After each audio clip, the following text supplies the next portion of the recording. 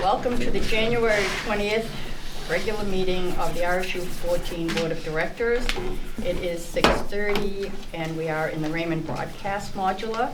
Could I have a roll call, Mr. Superintendent? Sure can. Kate Brooks. Here. Eric Colby. Here. Jennifer Fleck. Here. Diana Forsland. Here. Marge Gavoni. Here. Pete Hensler. Here. Jen Moore. Here. Don Dillon. Jerry Keen Dwyer. Here. Sierra Yost. Okay, if you'll join me in the Pledge of Allegiance, please. I pledge allegiance to the flag of the United States of America and to the republic for which it stands, one nation, under God, indivisible, with liberty and justice for all. Alrighty. There are no adjustments to the agenda. And first on the agenda this evening will be an executive session. We will have a readmission hearing. If I could have a motion, please.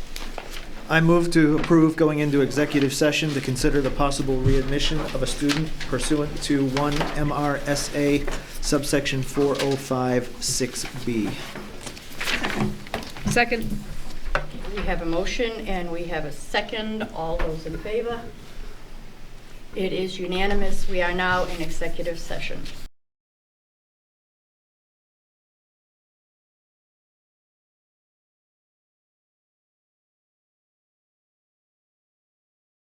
Okay, welcome back. We are out of executive session. And if I could have a motion, please. I move to approve the student under consideration be readmitted to school and that the superintendent provide the parents with a written summary of the board's findings. Second. We have a motion and a second. All those in favor? It is unanimous. The student is readmitted. Do you want a 5-minute? Sandy, do you need? Yeah. Could we have a 5-minute recess, please? Sure. Thank you.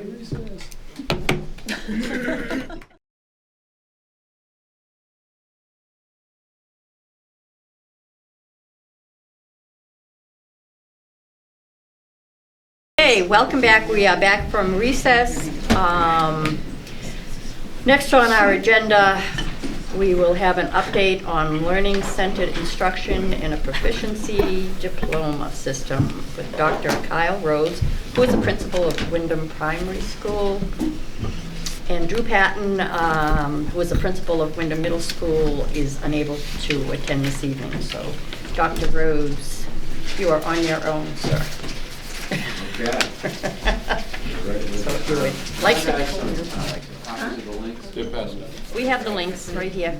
Does everybody have their copy of their link? If there's an extra one, I'll take it. So I may refer to it a few times. Okay. It's one of the activities that we've accomplished.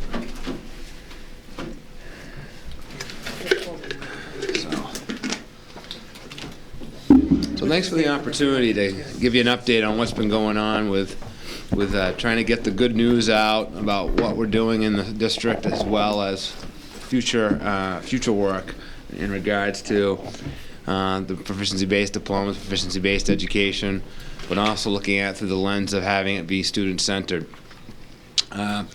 Before I get into some of the activities, though, I wanted to share some of the kind of the talking points that through many of the activities that we've had in the recent past we're trying to communicate to the public. So I'll start off with just a couple quick stories about myself.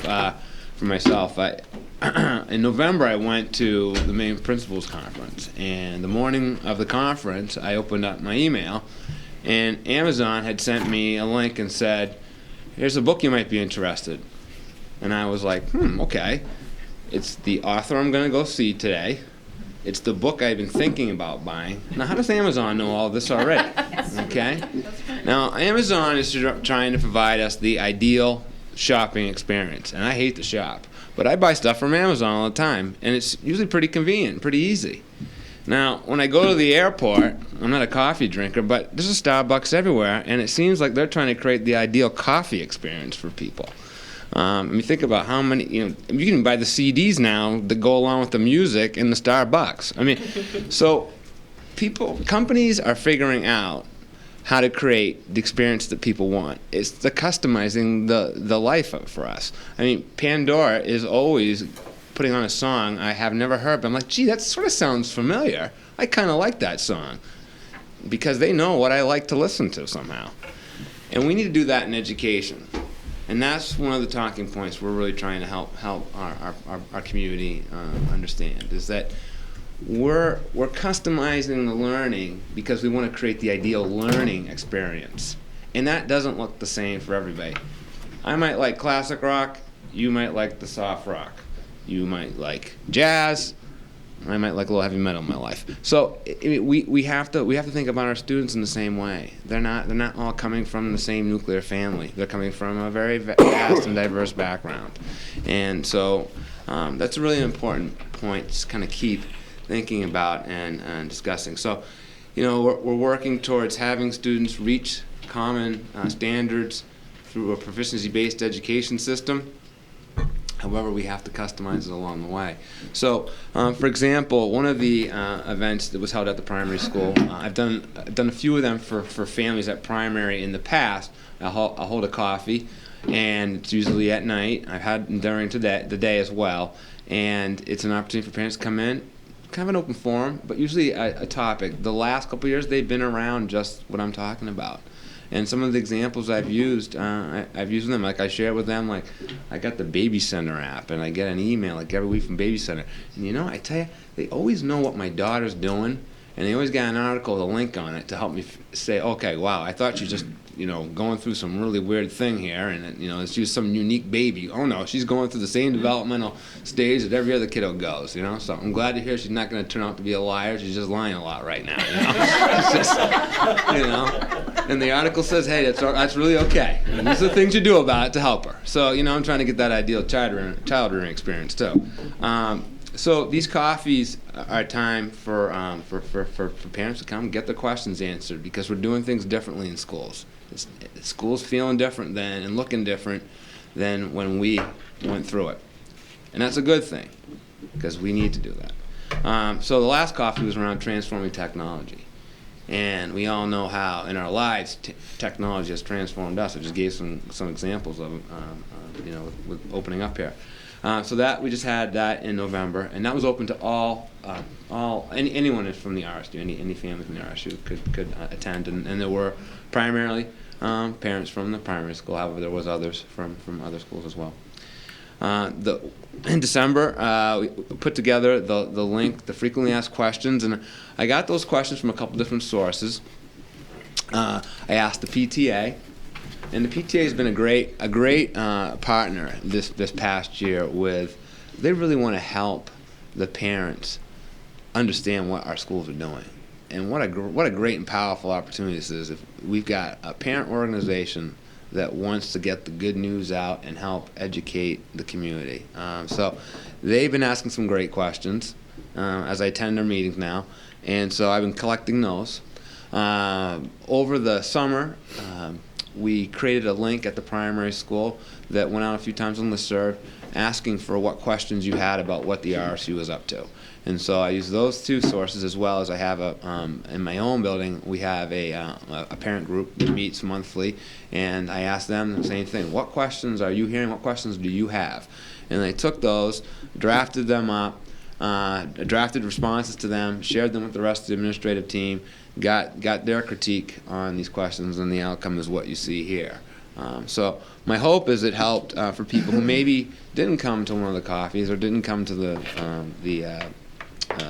movie night that we just had with the support of the PTA to get some of the questions answered, and I may refer to them as we speak and questions you have. But my hope is it was to help clarify and make things more comfortable for folks. So after the link, the first week in January, we had two actually opportunities for folks to see a movie. The administrative team, there's a documentary called Beyond Measure, and many of our administrators got a chance to view it. It may be something that we promote for the community to view. It is something that you have to pay to have to be viewed. It's a feature-length film, but we saw that very much tied to a lot of our work around trying to create alternative assessment opportunities for students. How do we have multiple pathways, which is part of the state law, and multiple ways to measure those multiple pathways that students are taking to achieve proficiency through meeting those standards. So we did that, and then on the 7th we had the community viewing of the movie Most Likely to Succeed. It was approximately 50 folks from the area that participated. I would say it was, just from looking out in the crowd, because I was emceeing, I could see that probably over half were somehow related to education. They were either a staff member or a staff member and a parent, or even educators from other schools in the area. At the same time, though, I thought it was great to get community folks to ask good questions about what either they were experiencing through whatever their affiliation with the schools were, or as a parent directly, and what either their child was experiencing now, or what they wonder their child would be experiencing in their K-12 journey. So that was January 7th. Throughout all these activities, one of my responsibilities has been keeping the rest of the administrative team up to date on what's going on, encouraging them to promote the events, as well as getting their feedback about what should the talking points be, what do you believe would be of high interest to the families you serve. So that's what we've done. Let me tell you about some upcoming events. One is that I've been working with Gary Harriman, our videographer, and he's been great about looking at some of the stock footage he already has, and then get some more footage together to try to create for the community a video that displays the K-12 journey, and also what some of the differences along the way are going to look like. Because with this vision to customize and create the ideal learning experience, we have to keep in mind that, for example, grading at the high school isn't going to look just like grading at the elementary school, or assessment even. The types of ways we want to assess kids at the high school and middle school probably aren't always going to be the ways we're going to do that for a second grader, for example. And how we group students, and how students move throughout the day, and the amount of independence that they can have. So the things are going to look different. So we want to capture that as best we can through video, and help the community that we serve see how that might look for a student going through it. So that's to come. My hope is that we'll be able to have that finished before the year's out, and then it's something that we can publicize through our typical ways we communicate. We're also reaching out to some of the community organizations, and they've been great about just help organizing these upcoming events that both Drew and I will be involved with. One is on February 25th. The Sebago Lake Chamber of Commerce, Drew and I will be speaking to, sharing about some of the same information I'm sharing tonight, as well as just how there be connections to, how does this connect to their role, what they do as business people, as community members, and my hope would be that they'll see that there's real value in what's going on in the current work and the future work of our district. So that's the 25th, and there'll be a luncheon with the Chamber of Commerce. And then on March 17th, we will also be meeting with the Rotary, and taking a similar opportunity. It'll be another luncheon, and we'll be their guest speakers and answering their questions, as well as sharing the great news about the work that we currently are doing and what we plan to do. So I just wanted to point out a few things, and then kind of turn it off if you have questions. A few things about the question and answers that appeared. One is about the state law, and I referenced it already. I'm really proud of what our district's trying to do, is because if you kind of look at the law just in the sense of, what's it saying? It's saying, well, there's going to be a diploma. It's got to be based on proficiency, and so you've got to have some way to measure proficiency. But when you really look at it, what I believe is a really key piece that our district has really taken on is multiple pathways, multiple ways to demonstrate the learning. So we're not taking an approach that all kids are going to take a test and then we're going to say, oh, they're proficient or not. We're saying we understand that students are individuals, and we should educate them that way, and we should measure their success that way too. So I think that's a key piece in that first question. The others, especially for our families at the elementary levels, the next question about are social needs going to be considered? Absolutely. If you look at even just the mission and vision of Raymond Elementary School and the Manchester School and the primary school, they all include something about relationship building and caring for the social needs of a child. That's not being lost throughout what we're trying to do here. What else I wanted to share about this? Well, if you look down on that, if you turn the page to the second page, there's a lot of terminology being thrown around, and so words like personalized, customized, and student-centered, they all pretty much mean the same thing, and it's important just to kind of keep in mind we're great in education for creating all kinds of new lingo. At the same time, that can be confusing for people who aren't in the business, and so we've got to continue to find ways to just make that clear what that all is about. And certainly that work's not done, but hopefully this is one place where they can get more information on that. And then a question that came up several times is the next one around jump rope, and just clarifying for folks that jump rope is a report card system. It's not a program to be proficiency based. It certainly is something that can support proficiency-based education and creating student-centered instruction, but it's not a program that you just buy and then all of a sudden you're doing it. It's a tool in regards to the reporting out piece. So I'm hoping this was helpful to get get kind of a little insight on a little news about what's been going on. I'm really pleased with just how the forums that have been created already. Really important questions are being asked by parents and educators. Another event we had that I didn't mention was at the primary school. We had through the support of the PTA, we had B. McGarvey, who's written a book. I'd all suggest you read it. Actually, she's written two. One called Inevitable, and one called Inevitable 2. And both are about how do you create the ideal learning experience for students. And so we were fortunate enough to have her come and do a presentation, which was, I want to say, about 30 people were there. It was a mix of both parents and teachers, and so that was another opportunity I wanted to mention and forgot earlier. So. Yeah. Down wrong. Good. Question? No, I just comment. I'm really happy that you're out there at the Rotary and Chamber of Commerce. Mm-hmm. That's really great of you to do that, because I think we have to just keep getting the word out to the community so they understand what we're doing. Thank you. No, good work. Well, Good work, thank you.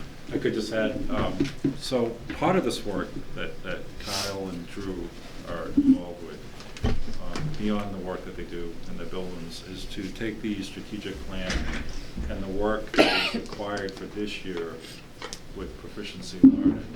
And each administrator has signed up to take on a task, and this is one of the tasks, to try to do more outreach in the communities. So I just wanted to acknowledge that, because these gentlemen have enough work to do, but they're really stepped up to the plate to take on this task. And I think it's very timely, because I think we've mentioned proficiency learning, but I think we're really trying to target the communities and make sure that they really understand what this work is. So thank you, Dr. Rhodes. You're welcome. Appreciate it. You know, I think it's pretty great, because a lot of times, and you can go to a lot of districts, and basically it's like, oh, we have no idea what they're doing in that school. They just take all our money and we never know what they do. So I think all of the reaching out and the information that even if, it sounds kind of like, well, what are you going to do with the Chamber of Commerce, and you're going to do with the Rotary, but those are the businesses in our town, and they deal with a lot of people, and having, and I think it's great. I love those lunch and those coffee things. Yeah, you don't have lunch, but you have coffee. Yeah. Is really great, and trying to adjust to different parents' schedules and things. So I think the outreach piece of it is really great, and giving parents the opportunity to be able to ask questions, because they definitely have them. Yes. Because things keep evolving and they keep changing constantly. Yep. Yes. So thank you very much. You're welcome, and I value it too. So we'll keep at it and keep trying to get the good information out to folks. Thanks. Great. Thank you. Thanks, Kyle. Good luck. Thank you. Thank you.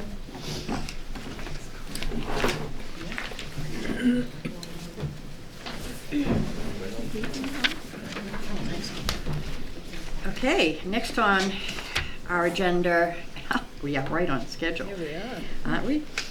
We have an update from the Real School, and I think this might be the first time we've heard from the new director, Martin Mackey, and his assistant director, Rich Meserve. I'm only here for morals. Oh, okay, Rich.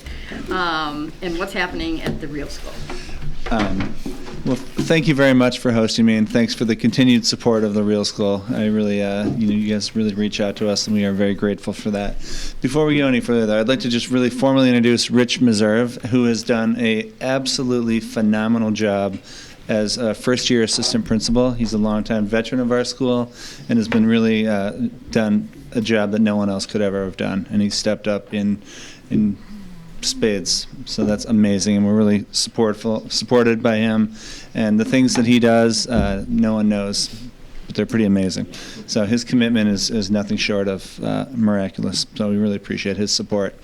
As you know, Excuse me, before you start, could you just give a very, very brief synopsis for anybody who happens to be watching and has no idea what is the Real School? Sure. Sure. The Real School is an alternative high school. We actually are a bifurcated program right now, and I'm going to talk a lot about that tonight. But we are a program that works with kids for any number of reasons have not been successful in the mainstream setting. So we actually have two programs. One is a special ed program, and that's called the Casco program, and one is called the Katahdin program, and that's an alternative ed program that works with kids strictly from the Wyndham-Raymond district. So we work with 22 different districts from all over southern Maine in the Casco program. And I'll try to be really clear about which programs I'm talking about. But I think it's, so we work with kids from all over southern Maine, and their needs and strengths have not been recognized by mainstream schools. And so that's when we get a call and we kind of intervene and try to figure out ways that we can help them achieve success through whatever ways. We're pretty creative in that, and we've got tons of supportive staff, as well as been really lucky enough to have a huge AmeriCorps grant this year. So we've got a significant amount of AmeriCorps volunteers as well, which is great because they're all highly educated, young, much cooler than, I mean, if you can believe this, Rich and I. So they really are able to identify with the students. So we're really feeling a lot of support by them. So I'm going to talk a little bit about that program later on. So over the last year, the Real School has undergone the most significant change in decades. We have fundamentally changed our program model based on some recent mandated expectations from the Department of Ed. We are now running two separate programs on Mackworth Island. This bifurcated model has allowed us to further expand our programming to meet a wider variety of student challenges in both our Casco and Katahdin programs. So the Casco program is a self-contained special education program that serves only students that need the vast majority of their day in a special education setting. We currently have 33 kids in this program from all across southern Maine. This model is very similar to the traditional Real School model. Students in the Casco program are currently receiving 22 hours of specialized instruction and 3 hours of social work services. This program has 3 full-time counselors that are in high demand, maintaining the therapeutic environment our students have come to depend on to meet their needs around anxiety, anger management, school avoidance, housing, food insecurity, and a myriad of other situations that have led to chronic school failure. This treatment team works in collaboration with teachers, administrators, volunteers, van drivers, and community partners to ensure that significant mental healths of all of our students are met with love, compassion, and integrity. The privilege of leading this group of dedicated individuals has been the highlight of my educational career. So I want to talk a little bit about some things that we've done, and I appreciate you guys inviting me here because it really forced me to sit down. And as we all know, when you're in the middle of planning and budget season and negotiating all sorts of different aspects, sometimes it's easy to lose sight of really what you're doing. So it gave me an opportunity to sit down and really think about what we have done so far just this year, and it's January. So I'm really proud of this. It also gave me a time to sit down with my staff and say, all right, what are we proud of? What have we done? So we spent a couple hours just sitting down as a core group of staff talking about different things that we've done that we're proud of. So I'm going to go through some lists here and feel free to ask questions either during or afterwards. So we had 2 students that participated in the strategic planning committee meeting at the middle school in November. Both of these students have had limited success in the traditional setting and offered a number of suggestions to stakeholders about where schools should be going. These students were also able to make connections with Lisa Garneau regarding the potentially writing a grant to fund technology resources for graduating seniors at Real. I look forward to their potential success. So we're actually in the process of trying to work with Ms. Garneau about writing a grant so that every graduate from the Real School walks out of the Real School with a grant-funded laptop for them to bring out into their further education. We are constantly doing stuff in the community. In October, we held a charity walk, a fundraiser, and we generated almost $1,000 to be used towards our student activities fund. This walk included district administrators from a number of different sending schools. Because we work with schools from all over the place, we got the word out and said, hey, come on, join us. So it was kind of a fun time to connect with folks. It was a great opportunity to share our community with a big group of people. It was also a great opportunity to collaborate with the Food Locker Project, which is a project that's sponsored by the Good Shepherd Food Bank. And we actually, at this point, have a food pantry in our school. So I don't know where the camera is, but if folks need food, definitely we can help out with that as well. So we actually have a food pantry in our school for both our students, for really anyone who needs it. So it's a pretty great opportunity to deal with some of those food insecurity issues that all of our communities are dealing with.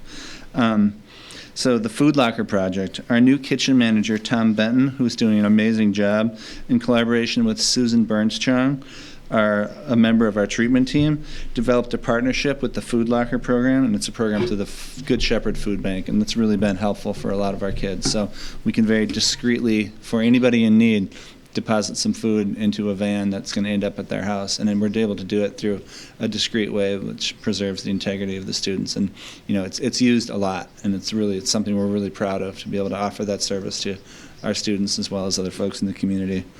We hosted an alumni Thanksgiving dinner.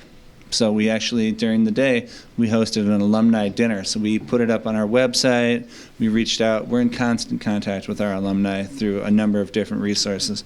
But this lunch was held during the school day with a wide range of graduates, their families, and children, as well as current students. So it was a little chaotic, I'll admit, but it was a pretty great event. The food was all donated by local farms and businesses and the Food Locker Project. We had over 20 returning students that were able to share in their Real School experience and celebrate the success of graduation. As you know, events like this are powerful reminders of why our staff commit weekends, nights, and early mornings to develop the relationships that foster positive change for our fragile students. We were the generous recipient of a beautiful sailboat, which I've told this group about already.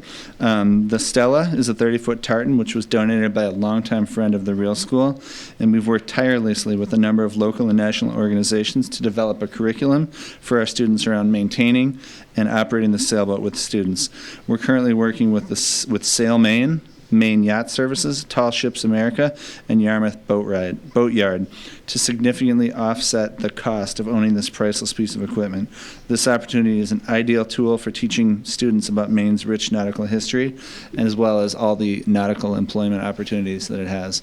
Right now, I got to be honest, the Stella is not getting a lot of action. It's under plastic and it's too cold out, but we're looking forward to when it gets a little bit warmer to be able to go back out and keep working on it. So it's been a real fun thing to have, and we're excited about next summer and even in the spring to take it out. We've worked with the Coast Guard, and all those bases are covered, I promise. We recently met with Senator Justin Alfon to discuss food insecurity issues facing our students and have written a proposal to help fund a summer food program in Wyndham, Portland area. Ideally, we want this to be in collaboration with our AmeriCorps volunteers and potentially distribute food and literacy materials to students and their families in the Wyndham, Raymond, Westbrook, and Portland community. So we're still kind of waiting to hear back from that, but that's an exciting opportunity. So ideally, we'd have kids developing lunches or, food, bags of food, and then they'd be out in the community distributing those, as well as some literacy materials. So pretty cool opportunity. We've received a number of additional grants from, and go ahead. That program, could you let us know how that develops? If Yeah. you're able to put that in place? Absolutely. I'll be very excited about that. We've received a number of additional grants and philanthropic donations. We received a grant from the Abrams Foundation for $5,000, the Nichols Family Trust for $3,000, and a number of smaller donations through a number of different systems we have set up for donating. So, we're out there, and it's been pretty cool to be able to collaborate with these organizations. We have been selected, one of our amazing AmeriCorps, in collaboration with our science teacher, Christine Caputo, who I'm sure some of you know, have been selected as one of the 5 state finalists for the Samsung Solve for Tomorrow contest. So this contest is based on developing a series of lessons to show us how STEM, science, technology, engineering, and math, can be applied to your local community. If we win this grant at the state level, we'll be eligible for a minimum of $20,000 in technology for our school. If we win at the national level, it's $40,000, and we potentially receive national recognition and a free trip to DC. So cross your fingers. We're pretty excited about it. The day before Christmas holiday, we had a student who is very excited about a lot of things. One of the things that this student is very excited about is the Renaissance. So he wanted to put on a Renaissance fair. This is a student that has traditionally not really gone and put himself out there like this, but in our community, he felt comfortable enough to put on and plan and design costumes, like a lot of costumes. It was kind of crazy how many costumes. He kept bringing them in every day. There'd be like 3 more costumes. Chainmail out of paper clips, an entire suit. I mean, it must have been like 5,000 paper clips. It was pretty impressive, and it was pretty fragile too, I have to say. So we developed a school-wide Renaissance Day, complete with food, live-action role-playing, language lessons, which were exciting, and general merriment. A group of students spearheaded this entire event with really little minimal adult supervision. It was pretty impressive. These kids took this initiative. We gave them, some parameters around that, and they went with it. The students were really proud at the end of it, and there were some kids that were really proud of what they did, particularly the one kid that spearheaded it, and he was the costume designer as well. I think it might have just been an excuse for him to design costumes, but he did a really good job nonetheless. This is a really kind of a good example of way out-of-the-box programming that defines the real school approach to curriculum design and meeting proficiency across all content areas. I was really proud of the way that all of our students rallied around this core group of organizers. This is a quirky cohort that has finally found a place where they can be themselves. We have an LGBTQ group that meets monthly to provide support and education for the gay and transgender students and their allies. Countless studies reveal that this population has an elevated risk for dropping out, suicidality, and alienation. This well-attended group that is facilitated by members of our treatment team and AmeriCorps members have undergone extensive training to address this important topic. We are very proud of the courage of our students and the acceptance that our community has had in all of our students.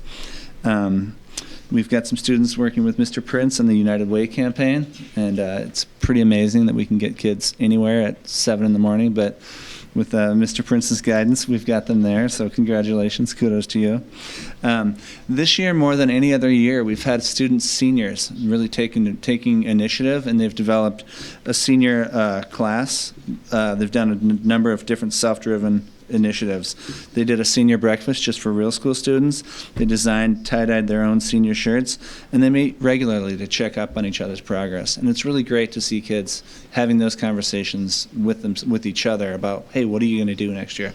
What are you at? What's some ideas that you have? So we've really been able to isolate that group of kids, and they meet twice a month and just talk about what's going on for them and what plans are. So we can drive and we can give them all the motivation and inspiration, but when they're talking to each other about it, I think that we can all agree is probably the most impacting way that we can provide support for them. We also have a leadership team. We have 8 students that meet monthly, and they're in the process of actually developing a student board of directors to address school-wide programming issues. So there's been some issues in our school, as there are in all schools, that they were like, we should do it this way. So we worked with them and said, hey, why don't you guys come up with a school board, and you guys together in collaboration with Rich and I and some of the members of the treatment team and teachers, we can try to help you hash out these problems so that they feel like they have input and voice. And that's really what we want to do, is help our students identify their own voices. We were collaborating with the Telling Room, which is an organization in Portland, to do some writing. Last year we had amazing attendance with that group, and we actually ended up in the end of the 8-week session, we had a big poetry slam where kids stood up and recited things they've written, which was really powerful, really intimate details about their lives, and they were able to broadcast those to a bigger audience and really speak from the heart. And for some of these students, it was the first time that they've really been able to publicly read or write something that is that they shared with other people. A lot of times our students have some pretty frustrating interactions with school, as well as just the process of writing. So for them to be able to engage in that was really powerful, and we're hoping to do that again this year. We're in the 3rd week of the 8-week program, so we'll let you know how that goes, and certainly invite folks in for that when we do the final reading, because it was pretty cool and very, very powerful. We've got some mindfulness training and some kinesthetic awareness instruction facilitated by this amazing person that was a teacher down in D.C., and it's really helping kids focus on, things in their lives. So in the morning, she'll come in and work. It's just 20 minutes, and we don't call it yoga, but it kind of is. And we kind of sneak that in there, but it helps kids focus, and it's a great way to start the day for a few kids. It's not, it's an elective that they can choose to do. They're certainly not mandated to, but we've had some kids that you wouldn't expect to do it are coming out of there being like, wow, that was actually pretty cool. Thanks. So that's awesome. We're in the process of planning a trip down to Georgia. This is our 5th year of going down and working with the green turtles down in the Archie Carr National Wildlife Refuge. So we started this about 5 years ago, and just about a week ago, I heard on the radio that the green turtle is now off the endangered list, and now it's on the threatened list, I think. So that's because we go down there. I've told all the students that you actually saved an entire species just because you go down there. Yeah. We're continuing to work with the Sebago Lake Rotary on a number of different things. Recently we had a group of students going in to do some holiday preparations and wrap gifts for underprivileged community members, as well as last year, Rich was actually part of a educational ambassadors program. So he went to Romania with a group of 5 students, 6?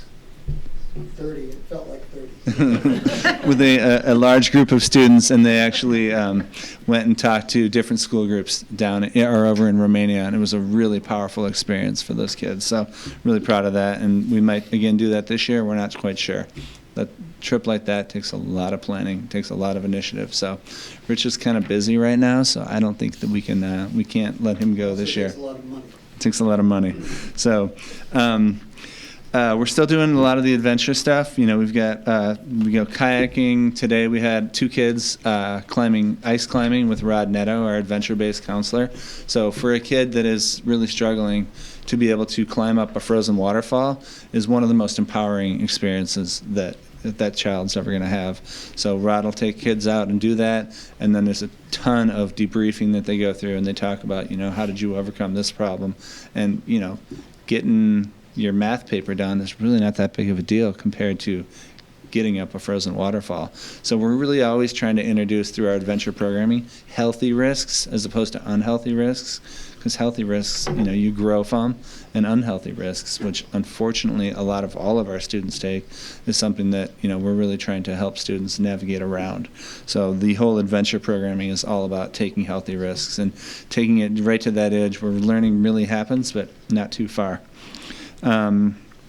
We've got a STEM coordinator who facilitates math and STEM curriculum for all of our staff. So this individual is a special ed math teacher, and she's also really gifted in science and math. She's worked in the industry for a long time.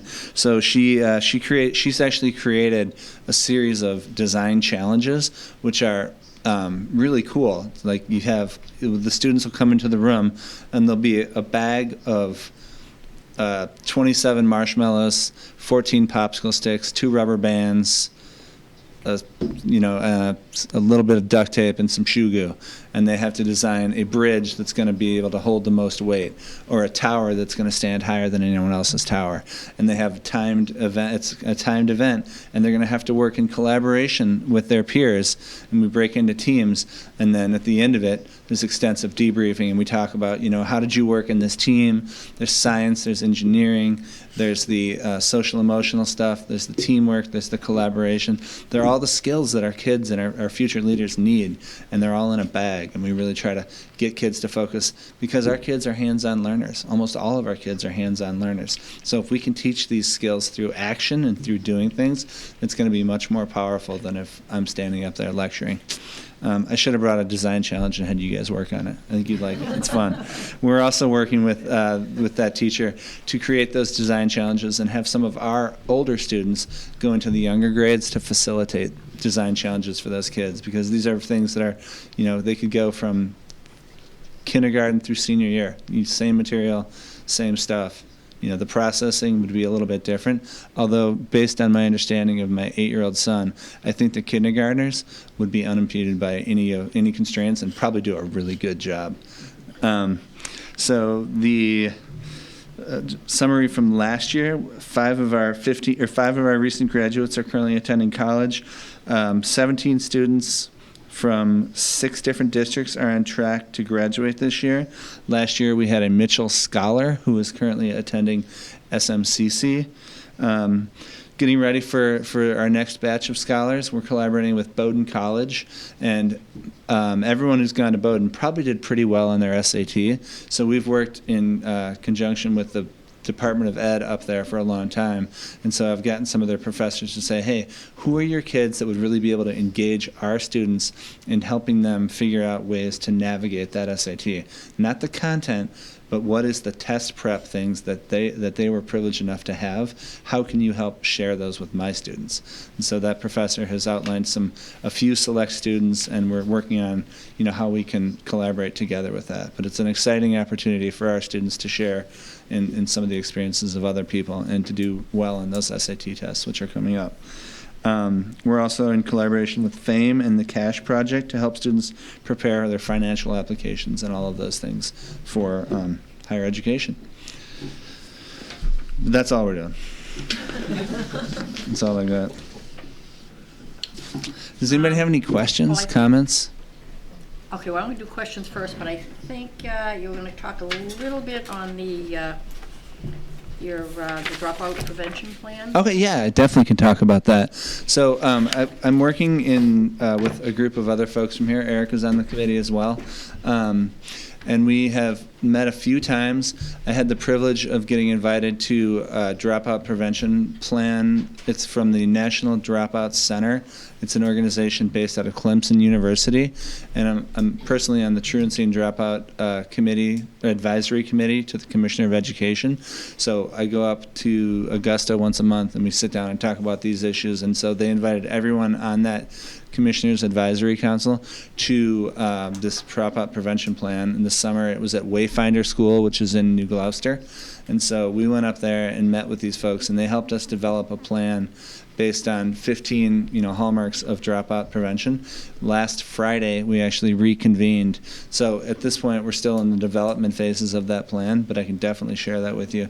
We had some tentative plans, and after last Friday, and collaborating with 22 other districts from Southern Maine, I think we're going to tweak that plan a lot and come up with a new approach. So I can talk a little bit about that once I get a better model of what that's going to look like. Now, on that particular plan that you're working on, when you're done, is that something that is going to be shared with other districts? With other districts? Right. It certainly could be. I don't have. I mean, what's the plan for it? Is it just for the folks who are part of that group? No. So it's an individual plan. I didn't hear your question. It's an individual plan based on RSU 14. Okay. So Biddeford was there. A number of other districts were there. So they're giving us a model of what has worked in the past and some of their ideas of how we can, create a really streamlined model that's user-friendly. And so we can take that model. And I'm using data from RSU 14 and folks from the committee. And I actually had an opportunity to present some of my ideas to the A-team. And I realized that there's a lot of great things going on in our district that I didn't even realize. So I think that a lot of the things that I came up with are already underway, which was really a positive thing.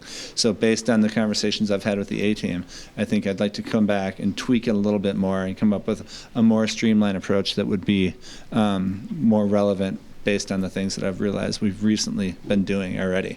So we should all be really proud of the I came up with this great plan, and everyone said, yeah, we're doing that. I was like, oh, that's why it's a great idea. So I'd rather come back to you with that once it's more tweaked. Great. Questions from anybody on anything? Bravo? Could you start from the beginning? Yeah. So my name is Martin. That was great. Great. All right. Well, thanks for giving me an opportunity. And I got to be honest, I was a little nervous to come talk, but I appreciate the support and the commitment you guys have, because I think the Real School is a very valuable resource that the whole district has, as well as all of Southern Maine. And without your support, we wouldn't be able to be here. So, and also Rich, he really is running it right now, day to day. He's amazing, truly amazing. So. Are you buying dinner on the way home or something? Yeah. He didn't.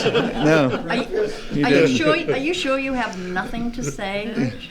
Nothing Say to something. add to his? No. That's all. I guess he's I done. can say that we're very proud of the work that we do, and Martin said it, but truly, your support is so integral in keeping us as a viable entity for kids who really have not had success anywhere else.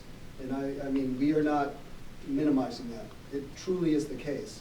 And these kids are graduating from our school, they're going to college, they're productive members of society, they're raising good families. It makes me feel very proud to go to work and make things happen there. So thank you again, truly, for your support of our school. Great. You're Thank you Thank you much. very much. All right, next on the agenda, Hey, Bill, do you know how to get heat in here? we This is going down. It was 64, it's a 63. Is this the Yeah, correct? oil's like only $1.40. I know, price is down, and it's kind of, in case the public doesn't realize it, we're very chilly in here. The temperature is low. Oil is, but we're on propane. I guess that's more expensive. It says it's warm bodies. You should be using 63. It's cold. But I'm awake. Are we all set? Okay, next, Bill, talk fast. next on the agenda will be an update on changes at the Wyndham Primary School playground and the proposal to the bus loop. So our facilities director, Bill Hansen, is here to present that. Thank you. Mr. Hansen. All right. Well, great to be here. Great to see you all. It's a little late. Happy New Year. Haven't seen you in the new year, so good to see you all. So this has been an adventure.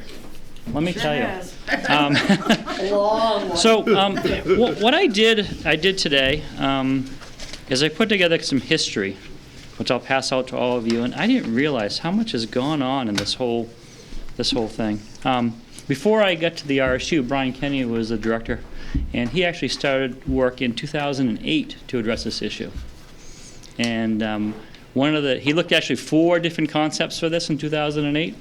And one of the big things that came from the changes in the area was the black fence, which now goes down the median. And I don't know, Dr. Rhodes, if you were here at that time or not, but I understood the challenge before the fence was put in is they were drop-off school and across the bus lanes in front of the bus and traffic from one side to the other. So that's why that was put in there. So this memo kind of summarizes that, what happened in the history. I think this, let me grab it. Kyle.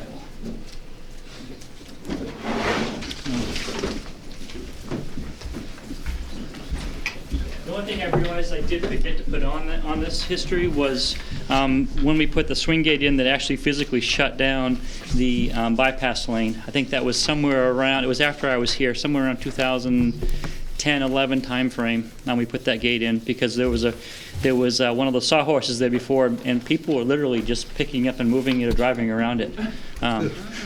So it's been quite a challenge. I'm going to send around a picture that talks about how I need to kind of the plan that we put together in 2012 and 13. It seemed like just yesterday to me, but now I realize it's 3 years ago. Flew by. And we really, the project was designed in 4 different elements. In the spring of 2012, we actually put in the permitting. It took a year. And I remember Mike Duffy asking me many times, if we started, can we get it done quicker than a year? I said, no, it's a year. And it actually took us about 14 months to get that permit approved, a major site work permit. So there are 4 elements, and because of the timing of the summer, we were only able to get element 2 done in the fall of 2013 before school started. And it was literally right before school started. It was a challenge, I think that Kyle and I both got a few gray hairs as we're trying to finish that up right before school. And because we weren't able to make the changes to the parent and bus drop-off lane, that project element 2 became a temporary drop-off. And we thought it would be temporary, 2013. Here we are, 2016, and we are still using that for our parent drop-off. So I guess 3 years is still temporary in my eyes, but it's been a while. So. And then the next thing we were able to accomplish was element number 3, which is the playgrounds.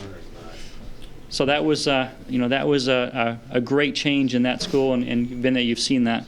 So the plan for the summer was to work on, this summer coming up, 2016, was to work on project element 1, which is the front area. One of the challenges that I learned as we went through this process is there were some changes in the banking regulations, and we weren't able to finance improvements to land, which became a hurdle for us. Now, so I say finance, we couldn't go and do a lease purchase for it through Gorham Savings or the other banks out there. Now, you always have the opportunity to go out for a public bond, but that isn't really an avenue that we've gone through very often for what I call smaller projects. This is a lot of money, but it's not to the bond level. So that actually made it such that we didn't do any work in 2015 as the board voted to fund the reserve fund for this project so we could do element 1. So fast forward to this time frame, one of the things that was really helpful is I think Kyle and his staff and parents started to look at the design a little bit and say, okay, things have changed a lot since 2013. And we had started some discussions, and you see there were 2 loops. The loop on the right was designed to be the parent drop-off loop, and the loop on the left was designed to be the bus loop. Why it was done that way is because in 2012-13, kids were being dropped off at the corner of Seahouse. There was really no rhyme or reason to it. And in 2013, and Kyle, you can correct me if I'm wrong, we didn't have the security all in place that we had now. Kids entering the building were much more open, doors were unlocked. It's a whole different world today is the way kids enter the building in the morning and leave in the afternoon. So that was the concept. So met with Kyle and some parents, and we met with staff. We continue to work on it, and we have made some changes to the concept that I want to bring the board up to speed on. The concepts, it's still a work in progress in that I need to have another meeting with Kyle and staff to look at, but we're trying to address a couple things as we look at the design. The big changes that you'll see is that one of the things, if you got on there on a Wednesday afternoon or in the morning, you'll see that the number of cars that come in, and I was down there on Tuesday afternoon a little too late. it's a tremendous amount of traffic that happens all on the A-house gym side of the building. So if I'm looking at the drawing, if you see the area in the back where all the yellow cars are, that parking lot becomes full. And we've actually done counts of the number of spaces that we need. And we're seeing somewhere in the afternoon, somewhere around 50 to 55 parent pickup spaces that are being used in the afternoon for pickup. And it's crazy, they're parking everywhere. So what we try to do in this design with input is we're separating the bus and the parent traffic further. So in the morning and the afternoon, parents are going to go into the same location, same place for parent drop-off. And the bus's traffic is completely separate. So if you go back to Stadium Road, which is the road all furthest on the right, and it's not labeled, but near where the entrance into the track is, that entrance road coming in towards the primary school will be labeled in this design that's buses and staff only. So you can see the bus traffic would come in. We've elongated the bus lane now that we have room for 8 buses to be end-to-end in a linear fashion, so we get great visibility. So as you have staff out there monitoring kids and what have you, you can see the 8 buses. Now, we do have a 9th bus that picks up we have 9 buses that come at one time, so one will have to stage behind and come up. I physically cannot get the 9th bus in that lane. We stretch it to get 8. And what this does is it prevents us from stacking buses right now. The way that we're achieving it is we're actually stacking buses so that you have one bus that's offset to the other. So kids are walking in between buses to get on a bus. I really want to get away from that. I'll commend Kyle. His staff is really watching that right on top of it. But I'd like to get away from that type of a setup, because this way the kids are all going to be visible. You can see all the front of the buses, and there won't be any opportunities for kids to get in between to go to another bus. So there is a challenge, and Mike Kelly's looked at this, and we're going to talk some more, is how do we deal with that 9th bus that comes. It may have to stage in that lane and then pull up after the others have left. But again, we haven't talked about that at all. As you can see, there's considerable staff parking out in front of the building now. We're really moving the staff parking from that back parking lot more in the front, closer to where the houses are going to be. It also means that there isn't going to be there would be no parent travel in this whole, basically this from the front to the whole right-hand side during the day. All the parent traffic is all going to be on the left-hand side. The access road, which is now the exit, is two-way traffic, but that's going to be really primarily parent with limited staff. And if you come into that way, we've got 2 ADA spots near the corner of A House. And then we have what we look at is there's a few more spots there and on the opposite side that we haven't determined whether that's going to be a stop and walk. So you want to walk your child in, you're going to stop and you're going to walk them in, because there is some of that goes on, or that may be staff parking, and we may move more of the blue into that area. But the real plan is that the drop and go cars would be the 5 you see ahead of there would get to that loop. There'd be an island. They would drop and go, and they'd circle back around where the two-way traffic is. The other thing this does is it brings up the elevation of that area so that it's ADA compliant. Right now, if you walk in that area, you see it kind of slopes down quite hard. So we're actually going to level that out as part of this plan. So a lot of changes. I've got some really good input. I'm not going to say this is cast in stone, but it is. I think it's improved, and again, I need to have another meeting with Dr. Rhodes and the staff that work it to talk about how this would work, but we've really worked hard to really separate the staff and the bus traffic from the parents and the pickup and drop off and make it consistent. So that's kind of where we are. What I want to do is talk about a little bit financially where we are too as well. If you go to the second page of the memo, when we bid the project out, we did bid it out for multiple years, but not for 2016. So we received revised pricing from Grover, H. Grover, for the work. And as you see, I've got 2 different sets of numbers there. One's based on what the projected cost would be at a 3.5% annual escalation, and one's at 5%. Okay, and as you see, at the 3.5%, the Grover prices appear to be about $21,000 higher than what the escalated value would be. And at the 5%, they're right on. At this point in time, I've talked to a couple different sources, and they've told me that construction escalation has been in between the 3.5% and 5%, depends on what you're doing and where it is. So I think that their price is competitive, and my recommendation to the board is that we work with Grover to finalize our pricing for this project with the goal of coming in at our target price that the budget can support. And if we're unsuccessful, then we would rebid the project in its entirety, because it has been a while. The advantage of working with them is time, and that's the real challenge we have here, is that as we're finalizing and making these final improvements, fortunately this year, hope it continues, that snow has not been a huge issue for us, but it is, to get this project done in the summertime is really tough. We really are going to have, 2 weeks in June, 4 weeks in July, and I get into that second week in August, and we're going to need to have people coming back in the building. So you're really talking about it, maybe 8-week window. So. Refresh my memory. It's been a little bit since we worked with Grover on the other part of the project. Were there any other issues with Grover besides the price and the costing of it? I thought I remembered some, but I can't. The project that we have, the project budget I have here is take into account some additional drainage work we need to do on the existing teacher parking area. We did minimize that. We put that in, and we need to add a little more drainage because we're having some cross flow coming across from the actual track and football field, sheeting across that parking lot. And we did not pick that up in the part of the original design to do that. We didn't anticipate that. And I don't know where the water's coming from because the track is very well, so the drainage is set up very, very nicely in the track. And those of you remember when we had the issue with the track surface, we dug test pits and we were checking water elevation because we were told the track failed because the water level was too high. It wasn't. It was the results we found in those test pits that the water was down. But for some reason, there's a natural spring or something in that corner, and it's coming across, so we need to address that. So the funding that's in here, based on the update, has the funding to address that area over in that teacher parking lot area. But it says here that this estimate from Grover for 2016 is based on the original concept, right? Right. Not the So update. we haven't even shared this with them, okay? Because it isn't finalized at this point in time.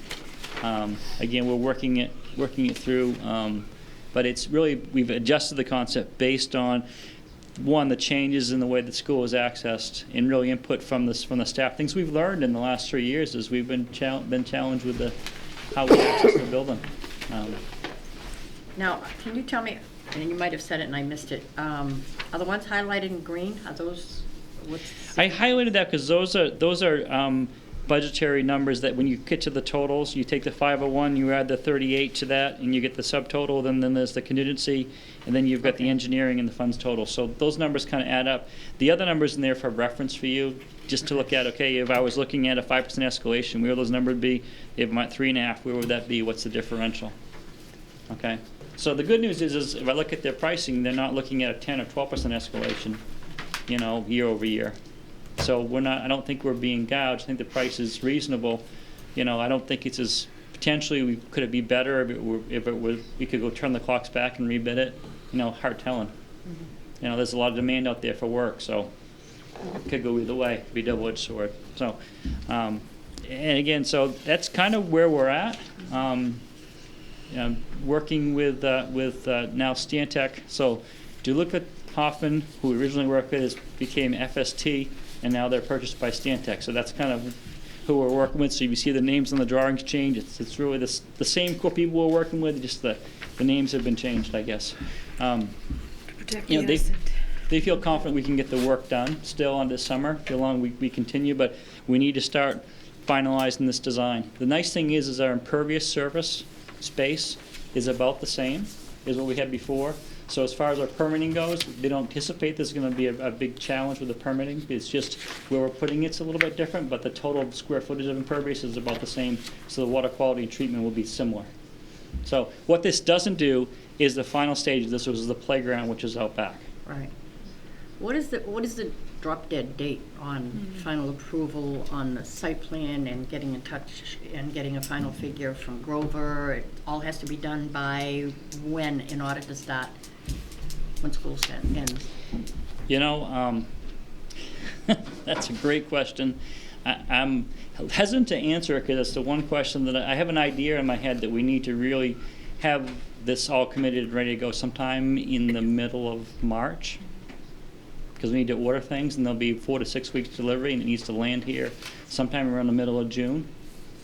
Okay, so that's kind of the rough timing. Now, could that move a week or two either way? Yes. I know that talking with Dwight Anderson from Stantec, he was really thinking that they would be a 3 to 4 week effort to, once we finalize these designs, to update all the drawings for Grover to give us fine pricing on it. So if we look at, if we started next week in that effort going that direction, looking at 4 weeks, we're going to be in that time frame of making a decision back to the board sometime around the middle of March, which I think is still something to get accomplished. The challenge will be there is we decided we can't work with Grover. Then I think we're going to be in a tough spot, because to bid that out, get someone on board, materials ordered before that middle of June is going to be really, really a challenge. Bill, to that point, I save paper, so let me just say that. Yeah. A year ago, I'm looking at your memo, and it says spending to date to Grover was $244,000. Can you tell me what that was for? Yeah. Was that for what we're discussing now? No, the spending to date with Grover was for the 2 playground pods preparations, the base work for that, in the 33 space parking lot, which is on the side, a 36 space parking lot, which is on the side of Sea House. Yep. Okay. Yep. So if we were not to go with Grover, it's not like we've invested in them for this portion of the project? No, we haven't. We've paid for work to date. Okay, and as far as the plans, would there be, I don't know that much about change order, is that only once the work has begun, or we're changing this all now again? Is that a cost? Well, we are going to incur some engineering costs to update the plans. Again, Dr. Oates, feel free to jump in here. I think that we've had some really good input, and I'm glad that we didn't build what we had, because I really think that we're going to be more successful as we alter this. I think it's going to meet the needs of the site better. I think it's still, we accomplished the separation of kids and bus traffic and parents. So it's a challenging site. We've got, retention pond on one side. I've got hills. I've got valleys. It's just, it's really tough to work all this stuff around. Those of you who went to the Great Falls School, it was great. It's all this big flat field, and they could separate their bus and parent drop off really easily because it's, it has great visibility. This is kind of a little more challenging, but so there is going to be more engineering costs to get it done. That is in the budget I have carried in here. It is in here? Yep. Okay. Yep. So I think that's covered. And with Grover, it's going to be a matter of repricing the design and where do we come out. And they have some skin in the game to provide us a good price, because basically if they don't, we're going to be shopping it out. So I feel that we can work with them to get a competitive price, and if ultimately the board will be bringing those numbers to the board, and the board will decide is it reasonable or not. And if the numbers change drastically, I'll be happy to tell you my thoughts, but you have the final say. So there wouldn't be any action without that. Sure. I agree. I'm glad that you did wait, because I think this is a better plan, just generally. So sometimes things not working out are for the best. And so when you give this we have like $655,000 approximately set aside for this. So that's what you're hoping, Grover, you can work with them to make it within those numbers. Correct. And if you can finalize this within the next couple of weeks and get them to agree to keep it within what we have in the budget, this should be a go-ahead, ideally. That would be my recommendation, provided that we have a little more work to do. I need to at least have 1 or 2 more meetings with Kyle and the staff to look at this and tweak a few things. Because we've made, this is probably, I'm going to say, maybe what Kyle optioned, the 3rd or 4th iteration of this since we first talked about this. Just the recent times. Yeah. So it's changed, and I didn't bring you all those changes, but it has been. But this is probably about the concept. It's not going to be a totally, let's move way over here. It's probably going to be in this. Yeah. Okay. Yeah. It's tweaking now, not a whole new plan. Okay. Great. Now, is this just so you don't have to go out and do traffic back like when I used to go to the primary, or? No. Okay. I think that's kind of, I think one couple of key things to keep in mind is we're still going to need people on duty every morning. And as we've talked recently too, we've got to figure out a way so it's not more people on duty, because we're having quite a few more people on duty than we had, say, 5, 8 years ago. That's certainly for the sake of the students and for safety and security's sake. The world has changed quite a bit in the last, 8 years when that first kind of discussion was being on this topic. And we're always gonna have people who are not gonna follow the paths that we create. It happens now, it's gonna continue to happen no matter what we do. There's some people, they're absent-minded for that moment, or they're in a rush to Or something. So, we can, with even our best plan, we gotta kind of keep that in mind. Bill can create the biggest sign in the world, it's neon and flashes and everything else. Someone will still say they didn't see it, and you're thinking, how could you not see it? So, I think those things are important to keep in mind. But I am confident that we're gonna be able to keep similar duty quotes, because we've got to expand on that, and that's a hardship, it's human resources.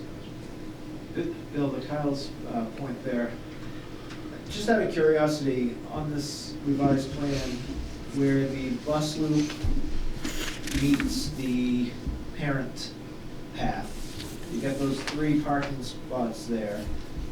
Those are pretty close. What's your ideas for separation right there? Those blue that's all staff parking. But he's talking about the curve there. That's a curb and sidewalk there. It's Yeah, it doesn't curb and mean- raised sidewalk, so you're It's a gonna. raised sidewalk? Yeah, Okay. you got curb and raised sidewalk. You're not gonna be driving over that. Now, it's probably gonna be a curb that will have some angle to it so that fire trucks can get over it. I need to work through that with Chief Libby. He hasn't seen this revised concept, because I really wanna work with Kyle and the staff to get it there, but it will be a curb, so you would not be driving a normal car in that direction without having a serious awakening, so to speak. What about asphalt with the lower oil prices? Anything coming down Well, on and that? the asphalt prices have come down, so I was a little surprised to see the numbers where they That's are. gonna be a big piece of it. Yeah, it certainly is. And one of the things I think that we're changing, if you look at this design versus the original one, we're going to have more green space out in front of the building, so I think it's going to make it nice. And the buses are going to be a little further away from the building, which I also think is a good thing, from the original plan that we had, where we had the circles kind of tucked in there close, which I think will be good. So. But we're adding the changes to that whole side, so that's our trade-off. So, again, So you're just looking for, like, right now, a head nod to say, yeah, if you could really negotiate with them within that boundaries, to stick with that plan and go? The recommendation to the Stick with board is that Grover? we continue to work with Grover this time and report back to the board as to where we're at. With the understanding that this design is not completely finalized, because we still have a little work to do to get there, but it's some tweaks and changes, and I'd like to have a few more people take a look at it. But I think if you can negotiate with them and keep them in that range, it would make sense to go with it. Yeah. I just need some clarity. I'm looking at this beautiful map here. Yeah. So, the very far road that goes by the stadium, Yeah. that will be for buses and staff only. Correct. So as cars come to that corner to go right, there'll be signs on both sides that say staff and bus traffic only. All is going to have to head down between field 2 and 3. Okay. So where the 50 spaces are, is there like a barrier there? Oh, I didn't go over that. Yes, but actually, that's going to be separated, and there's actually going to be a walking bridge that goes between there, and that'll all be staffed, so there'll be no more driving through that anymore. And it does 2 things for us. When we have major stormwater events, we get water that can no longer. It's basically more water that can flow through the major culverts we have there.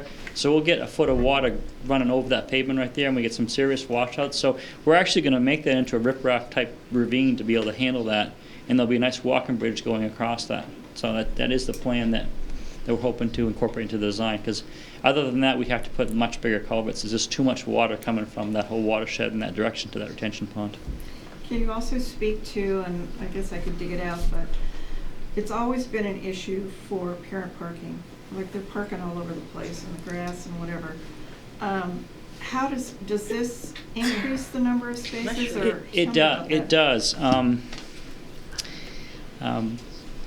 Based on the counts that we did, and we have done a couple of days, we've gone down and checked counts in the morning and the afternoon. The afternoon is challenging that everyone arrives and parks. And I was surprised. I was there yesterday, and there was a gentleman standing in line, I want to say, Kyle, about 20 minutes before dismissal, standing out on the sidewalk, and cars were all parked up. People were in their cars. I think they're trying to get by the gate before it closes. But it's... I think it's the timing between, like, some of it's like if their child had another school, if they're at Manchester or Middle, and how far away they live from town. I mean, those things impact it as well. Because there's times in the morning when parents will start, because there's no real reason besides you don't want to go somewhere else, they'll start parking at the student drop-off at 7:30, 7:35, but the school doesn't start till 8. However, they probably just dropped off a few minutes at the middle school, and now they may have to also get to Manchester, so they're trying to hit us right at 8 before they go over to Manchester. I mean, it's a lot of that, I think. The fact that they've got more than one child and they're on different schedules. So we're seeing... It's like 42. What's that? 42. Additional. 40. And we were looking at really needing to have the 140 or so staff parking spots, so we're a little bit extra there. And then, we're seeing 50 to 55 parents pickups in the afternoon. So we've got 69. There's a little bit extra there, but I think you're going to find it's going to all get used up, because that number is not static. It goes up and down based on the weather and what's going on. And I'm not going to tell you right now that this plan is going to provide a parking place for all events. It's not going to. I'd have to build more parking lot, but we are extending the parking lot that's in that end. And the real plan is to push as many of the parent pickups to that far parking lot. That is really what we're looking at doing, so that's where if you're going to stop and walk in the afternoon, you're going to be down there near where they could go in the cafeteria to pick up. So Bill, it puts that traffic near where that is. Do you know off the top of your head how many parking spots, regardless of what they're for, are at that building now? Because I know it's nowhere near this number. I'm going to get back to you on that, because the question, for clarification on that, there's a lot of parking spots that are being used now that are not parking spots. We're parking on the side of the roads. They're not. Oh, I know that. So, I mean, I'll get back to you for a count, because I don't have that number with me, but it's significantly less than we have here. Yeah. I want to say it's about 50 plus less. Yeah, because these are parking spots. Yes, they're versus designated. now everybody, because that's what happens to the edges of the road, we know, because everybody's half on the road, half on the dirt when they park along the side. So it's good to see there's no more of that even space available to do that. So that'll help, I think, too, for the maintenance of the roadway. I would appreciate seeing the final plan. Okay, and as soon as what I'll do is I can push that out via email PDF to you all. When we get that, again, I need to have some time. We had a really good parent group that we met with, Kyle and I, and we reviewed it, and some input came from this. I want to get back to that group, and I want to get back to some of the duty staff members who are working the problem and get their kind of feedback. Sorry, I just want to add one thing. I think it's really tough for Bill to kind of figure out. There's original parking spaces that were tarred, and it's really so limited. And he's been great about creating these areas. We put in some kind of what that rock's called. Yeah, we put in a lot of reclaim in to create some spots, just because cars were sinking in the mud, and then we get the snow season, so we lose spaces that way. I know. The one thing I do really like with this plan is we're trying as best as possible to separate parent parking from staff parking and the buses, because that to me is about the security and safety of kids. We can control the buses a lot better than we can parents. And we like to think all of our parents are going to be courteous and respectful, but Grandpa might show up one day for the first time, and he's not going to know where to go. And now he's going to be confused, and he's going to park illegally. I mean, this is the reality that will continue, too. Hey, this is Grandpa. No offense to Grandpa. How about the young woman that hit me when I was in the young woman who's got her license. Right.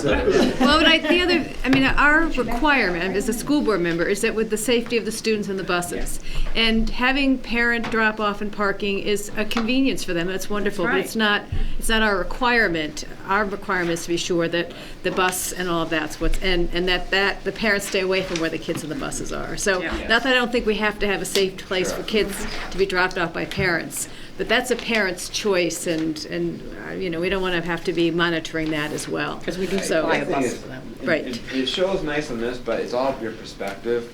I mean, Bill's got the parent parking really close to the building, but if your kid goes to C House, you're gonna wanna somehow get your kid, because you're gonna think somehow that's gonna get them, closer to getting to their classroom quicker. And it happens the opposite now, because student drop-offs on the opposite side right now in the morning. And parents are always, often saying, oh, but I wanna have my student dropped off down by 8. By the time, it's all perception. It's the same walking distance. It just looks a little closer from the outside, but it isn't. Yeah. And I think Bill's done a good job of trying to get them as close as possible. Now it's, getting people to understand that is actually the case. Well, it's been very collaborative, and I know Dr. Rhodes and his team have spent a lot of time and effort making things safe out there, which is great, but it's a challenge every day because of visibility and because of we're commingled right now. Cars that are dropping off kids right now in that temporary lane are coming back out and traveling over to where the buses are and coming up through that center parking lot. One of the things I like about the design now, as far as the buses go, the buses are not traveling through a real parking lot where there would be parents at all. Mm-hmm. They are traveling through an area where there's staff. So one of the things we'll have to manage with staff is that if you're coming late, realize you're not going to be parking in those spots out front, because once there are buses present, you're not going by them. But you're an early bird, you can have the close spot to the building. So there's still going to be some challenges, but I think it's been great to get the feedback from folks as we've learned and things have changed, and I think it's a far better design. So I'm really glad that we didn't build it 3 years ago. I have a question. When we have these parking spaces identified for staff only, is that only during the school day? Because I know this uses a lot of overflow for high school events. There's a whole piece of signage we'll have to put in about staff only between the hours of Okay. and we'll still have the people who won't read or follow it, and we'll just have to address that. Right. The tow truck. Thank Yeah. you. Okay, great. Are we all set? Okay.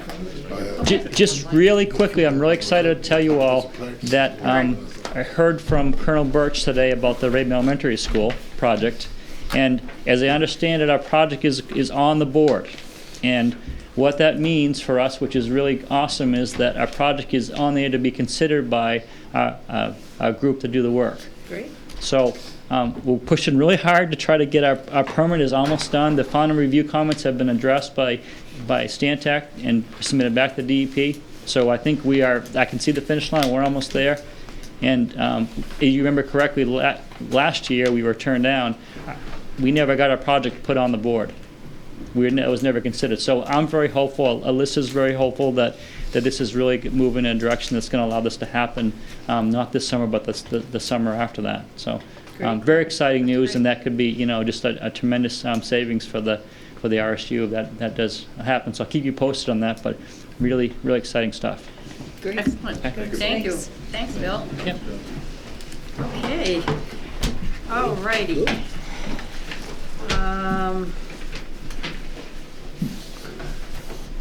Next is facilities update, and not facilities with Bill Hanson, the facilities committee and our middle school endeavor that is presently on the front burner.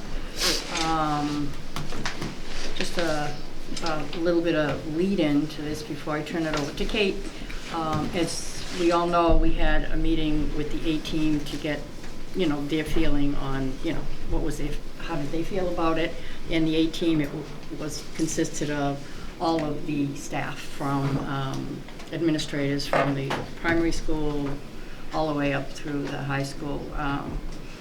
So we can hear from them, curriculum, special ed, etc. So, Kate. This meeting I ever attended on my couch. You're I'm too old. Thanks. I'd like to, for the sake of the public, put this a little bit in context. so that they know what we're talking about. And so I know I have shared this with you in the A-team, but first of all, we work really hard as a district and with Bill's help, because he's driving the train usually, in maintaining our facilities and understanding the needs of the district. We have a pretty large fleet of buildings, and our main concern is safety, but also making sure that they meet the requirements for the educational programs that we provide our students. That being said, I want to run through just a little timeline for the public so that they understand how we got to this point. And I won't belabor it too long, but we have been really great as a district studying our facilities use, our needs, etc.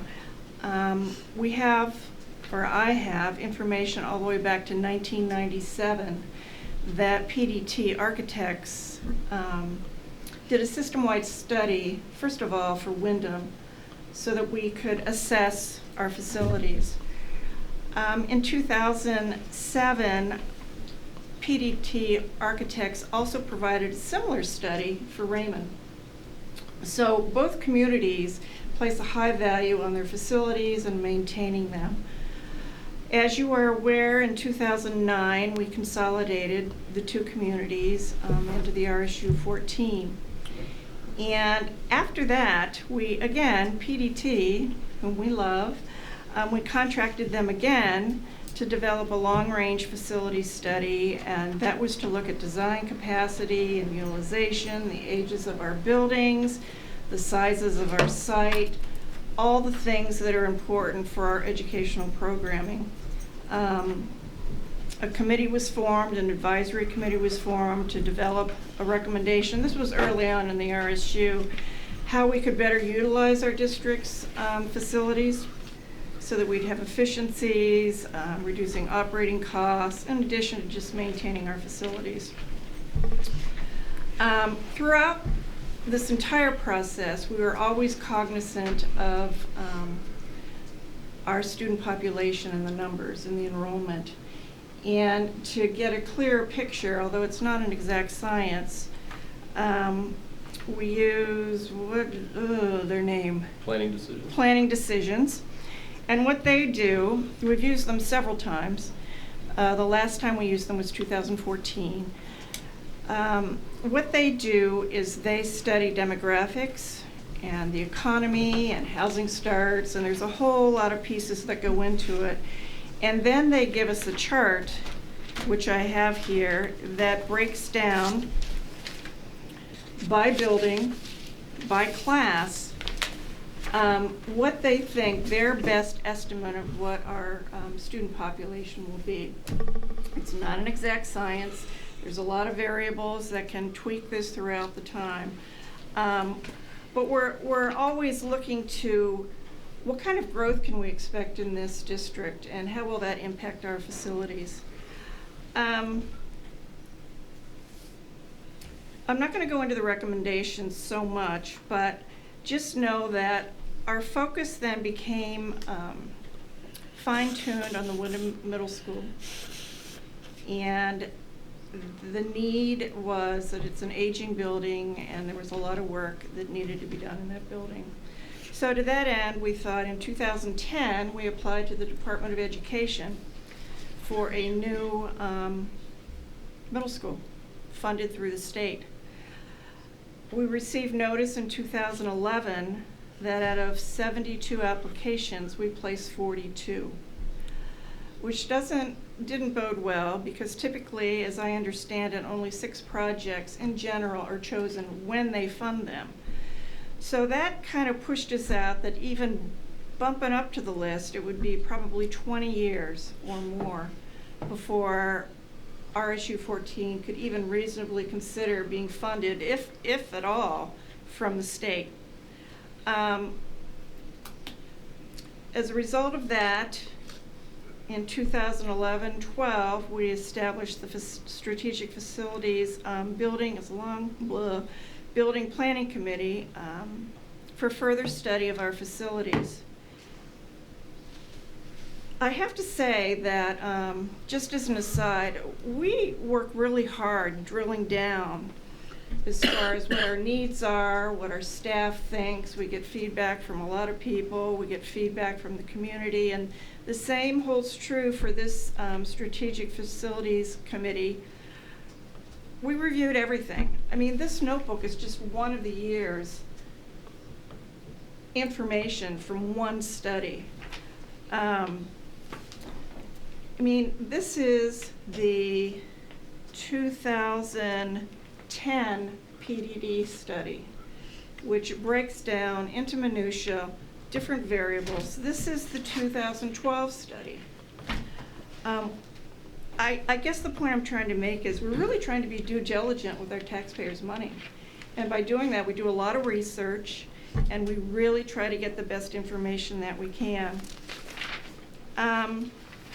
2013-14, we established, again, a middle school advisory committee. And during this time, this was a larger committee that had a lot more stakeholders involved, and we looked at our whole fleet of buildings. And I'll read the charge, if I have it here.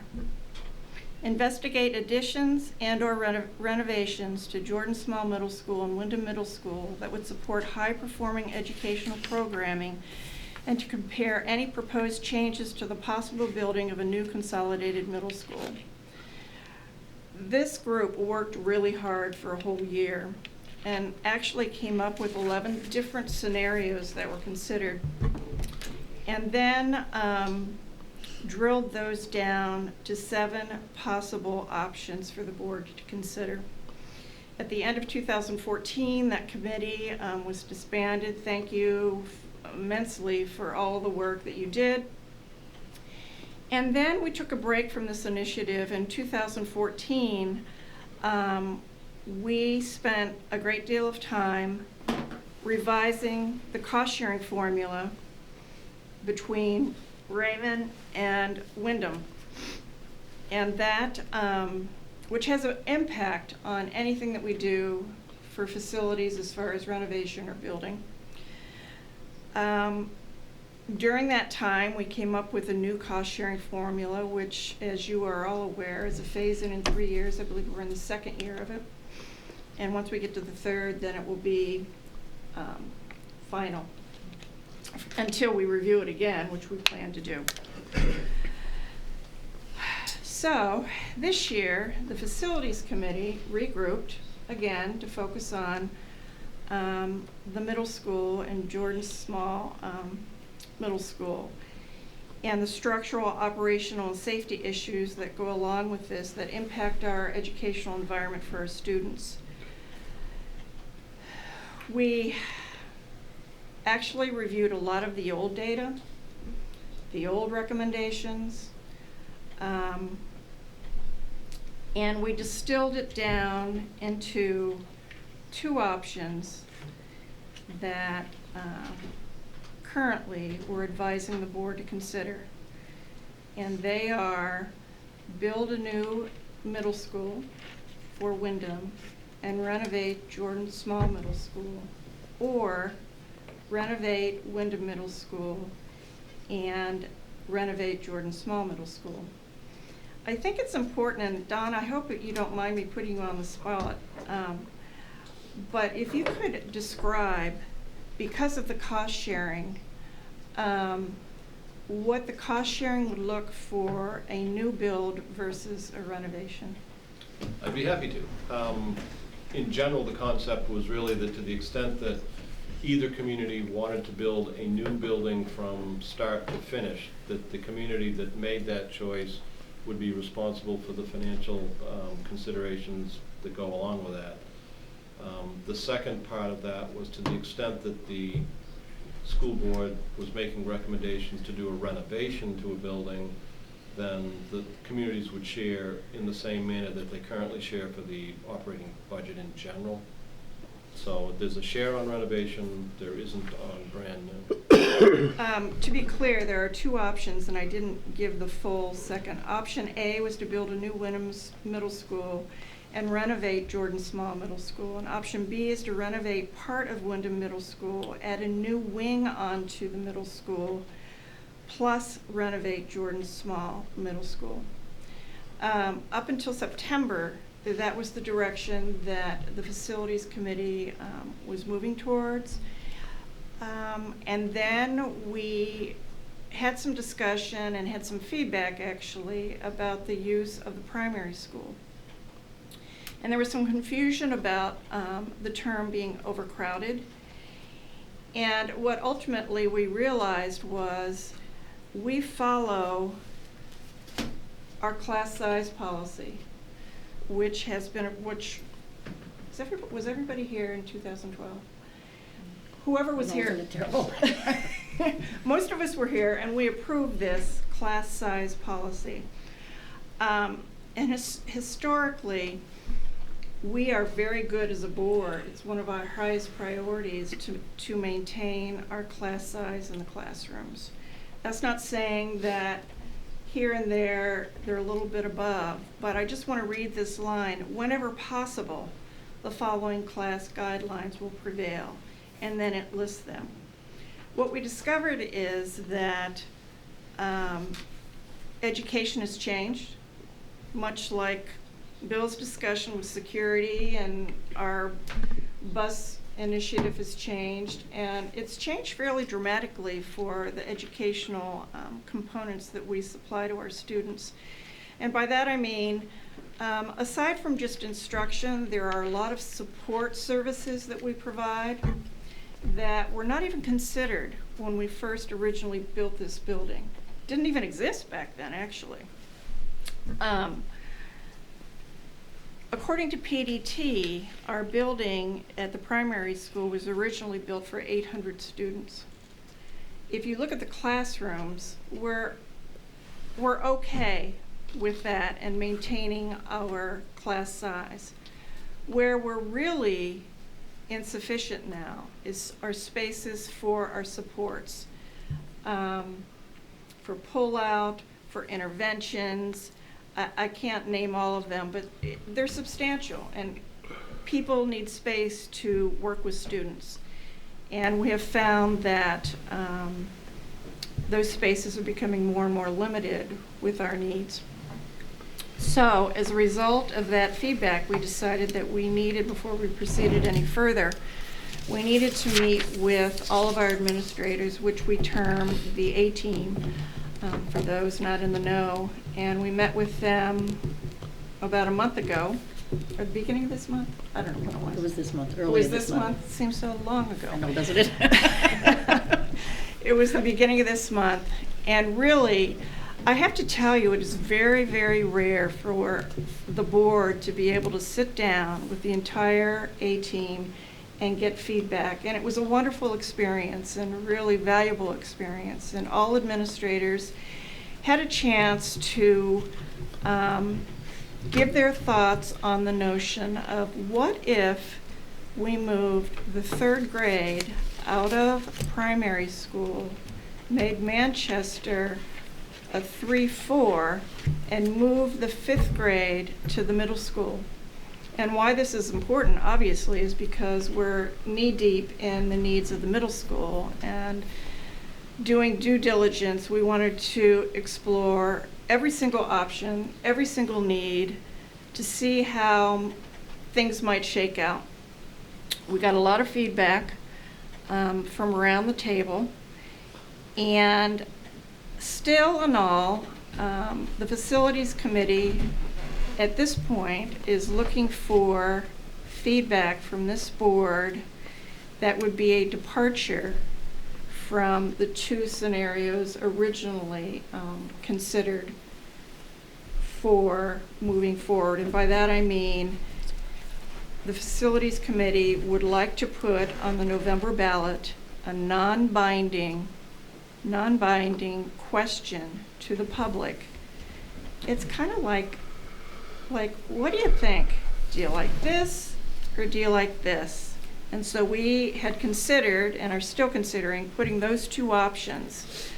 Option 1, build a new Wyndham Middle School and renovate Jordan Small Middle School. Or do you like option B, renovate part of Wyndham Middle School and build a new classroom wing, plus renovate Jordan Small Middle School? So the reason why you are here this evening is this is kind of a regrouping of what we heard the beginning of the month, given what we know about the support needs, which are not only needed, as Danielle, the principal at Manchester, pointed out at the primary school, but Manchester has similar needs for support staff. And so it's not simply the primary school has support staff needs. We have space needs for those kind of services in Manchester too. Most all of you were there, maybe a few exceptions. You were on the speakerphone. And so I guess at this point, we're recommending to move forward with those two options, but now it's your turn to tell us what you think. Are we going to, do you want to discuss about leaving the 5th grade where it is? Yep. In the interim, so because we had a discussion on that, on that piece, because it never was part of any of the infographics, but the discussion kept coming up. Right. And I think our discussion was that we felt that we're going from the condition of the middle school and Jordan Small Middle School needing work being done to it, to the fact that there's extra space needed for other than your academic classes, for pullouts and stuff at the schools, and it's kind of muddying the water. It's also going to add on to the expense. If we put a 5th grade into the middle school, the school will probably go, it's 10 more classrooms. So the addition on the cost of that project, that building, will increase drastically. And so I think what we're recommending as a facilities committee is that we go with what Kate has recommended. And if there is any talk about moving the grades, we do it at another time, but not necessarily build on to the 5th grade to support another whole class. Grade. Am I right to that point? Well, add to it? some of the concerns that came up, if you move the 5th grade to the new facility, you would need a new administrator, 1. So that's an additional expense. 2, there could be some transportation issues. After the meeting, I spoke to Mike again, and depending upon when you would start the 5th grade, if you started the 5th grade the same time the 6th and 8th, then there would be need for more buses, because that group travels, that's their time frame. If there was some way, and I'm not saying there isn't, if there was some way to stagger the 5th grade to start at a different time than 6th through 8th, then that may not be a problem. Title I is afforded services for the 4th. Elementary. I'm sorry, yeah. Elementary. Elementary, which would be 5th grade if they were in Manchester. But if 5th grade were to move to the middle school, we would not get the funding for Title I for those students. And so, I'm just talking out loud, but we would want to make sure that those students were served in some capacity for their educational needs, so that would be an additional expense. My concern, and it's only mine, is I worry about the emotional component coming into this discussion from parents who do not want to see their 5th grader in the middle school. But Pete, you and I had a discussion, and maybe you want to share that. Yeah, I certainly don't want to see that option taken off the table of building a school or adding on to a school to accommodate a 5th grade. I mean, the Wyndham Middle School is obviously our biggest priority, just due to the age of the school and the fact that it wasn't built to be a middle school.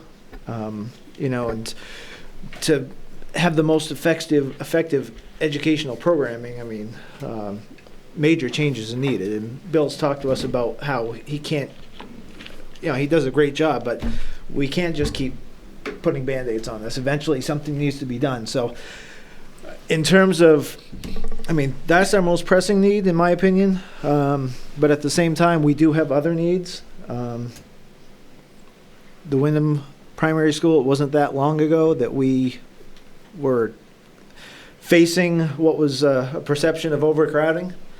And Kyle did a great job at the meeting we had the other night of saying what that extra space could be used for if the primary school was only a K through 2.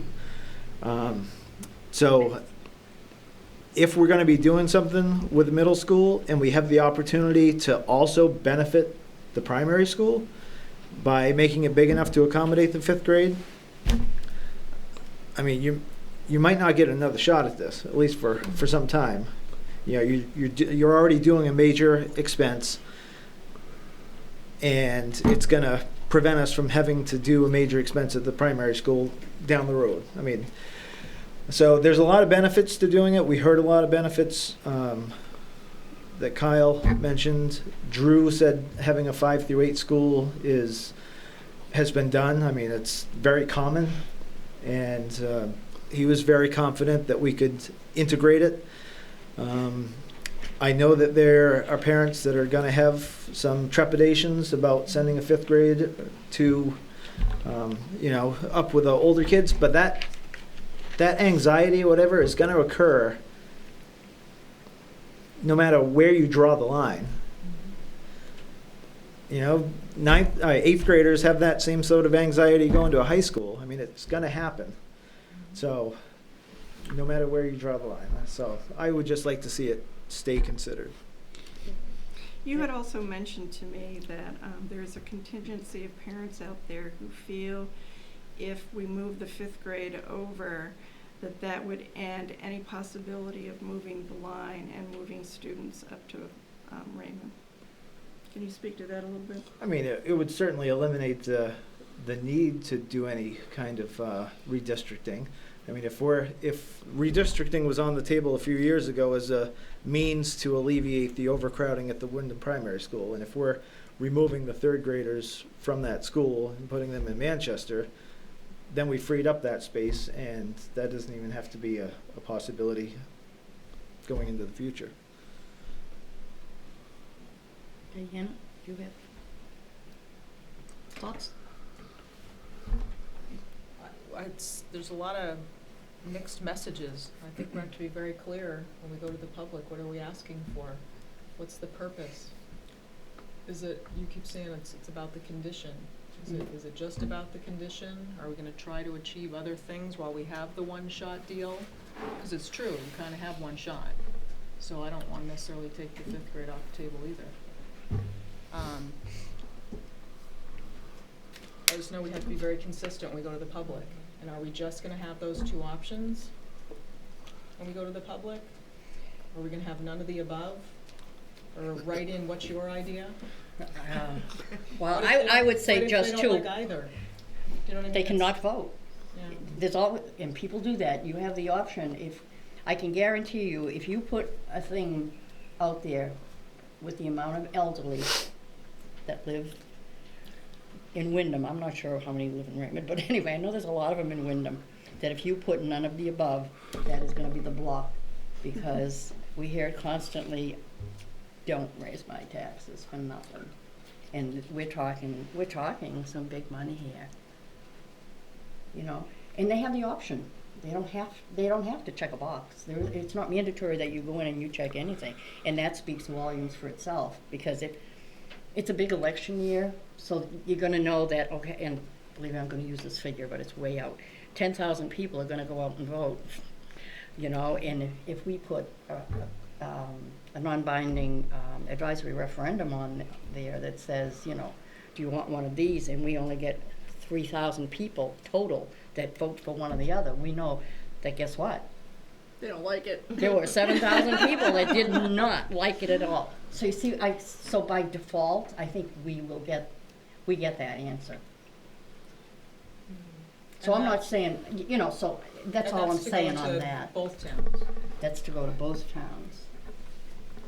But I think we need to be very, very clear, and we can continue this discussion, that when we decide, because from here, Pete has, and the facilities committee has like a lot more work to do. That's why we need like direction, because we have to start this whole public all this communication thing with staff and public and everything, and we need to know that the board is really behind what we're communicating, because if you get a phone call, you want to make sure that you say, yeah, we've discussed it and we've all agreed, or the majority of us hopefully have agreed that this is what we should do. And if we come up after this conclusion that it's kind of like, yeah, those are good, but we better make sure we also, and there would be a cost added, because we should have the cost by then too, so people will have that. But we need to add, what does that mean? And if it includes the 5th grade, then it needs to be on there. That, middle school grades 5 through 8, because I certainly don't want to hear from anybody later, oh, well, I thought it was going to be whatever, but that's just my 2 cents there. Question maybe for the committee, maybe for Bill, but design of a school. I mean, I'm all for it. I think we should have the facilities that we need to have. One of the things for someone who works in schools, as far as maybe systems or construction, schools are always try to be architecturally nice. If you look at the picture of the primary school, looks nice, got the little outside space. A lot of wasted space. They're not upgradable easy. They're not easier to add on. And we thought about doing something that's more. Well, I don't think we're at that point yet. Okay. I think they're still working on that, aren't they? I think we need to find out. You hear what I'm saying, though, right? So, and I don't want to say box, but I mean something that's really easily upgradable, easy to change systems over, rather than we make them so that they're so hard to work on after we can't add here, we can't move there. And I think we've kind of had that discussion too about how high up can we go. Do you know what I mean? We don't have a lot of property. We can't keep spreading our little arms out and saying, oh, I want this, Right. I mean, if there's areas that you can go up, that's what I think we also have to look at. But that is, and the board would also definitely be part of that too. Yes, Jerry? I mean, just so that you know, PDT is putting together the cost scenarios for the twos, and those would definitely be included. I mean, people, well, how much is it going to cost? That's what I want to know. Yeah. And what is the difference between the two in cost? So you have 2 designs coming up, is that what you're saying? Those 2 scenarios. Oh, scenarios. But it makes a difference. That's why we have to decide also, because there's a big difference in the cost if it includes a 5th grade. Right. So that's another. We need to definitely settle that piece before we leave here, because that has to get added into Kate's infographic and the data. Well, someone said the Wyndham Middle School wasn't built as a middle school. Is that accurate? Junior high school. Oh, okay. Junior high. But it was built for that age group. It wasn't built as a little kid's school. But like a mini high school. Okay. Yeah. So it was built adequate to that age group. It's just not adequate to our current educational system. But I don't want the public to think it was really initially a kindergarten to 2, and it's really inappropriate. Okay. No. So it was built as a junior high. 7, 8, 9. Yes. Okay, 6, 7. Okay, just so it was an appropriately built school at the time. Age, grade-wise, yes. Grade-wise and It's just, age-wise. what I think I've heard, and I'm not sure, is that it wasn't.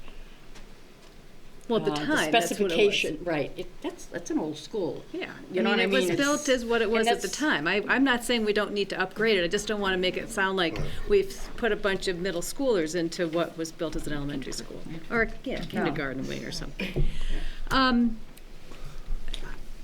The whole 5th grade discussion was really, to me, very preliminary. So I was actually quite amazed that it became such a big issue, because it wasn't. So it's become bigger than I thought as a facilities committee member. I was at a funeral at the last meeting, so I wasn't able to be there. But I think it's worth at least having that as a possibility. For example, like at Raymond Elementary School, they built it so it's possible to actually add on the 2nd floor if that ever needed to be. Now, clearly our population hasn't gotten there. I don't know if there's some in between here that, we have those possibilities built in that we don't initially do, but if the time came, it is an opportunity to say, okay, if we need to add some classrooms to move a grade. So those are other ways of looking at a short-term, long-term solution. I don't know why, if we're going to put in for renovating Wyndham Middle School, there can't be option A, 6, 7, 8, or option B, 5, 6, 7, 8, and here's the difference. I think in the end, it's going to be, are they going to agree to do That could be a new building or not a new building? I think, it's a much bigger issue is whether it'll even pass to do something that's a new addition. And I think whatever grades is going to be, more of a discussion after we even know if that's a possibility. I don't want to have everyone get their underwear in a twist about something that is just really right now a concept, not even a reality. I think the realities can then happen. It's a non-binding. Right. It's a non-binding. Right. If they can come back and say, we didn't tell us about the 5th grade, well, this was non-binding about should we build or just renovate. It's really what it's about. So, are you, in your thinking, do you think it would be worthwhile then to have 3 options on there?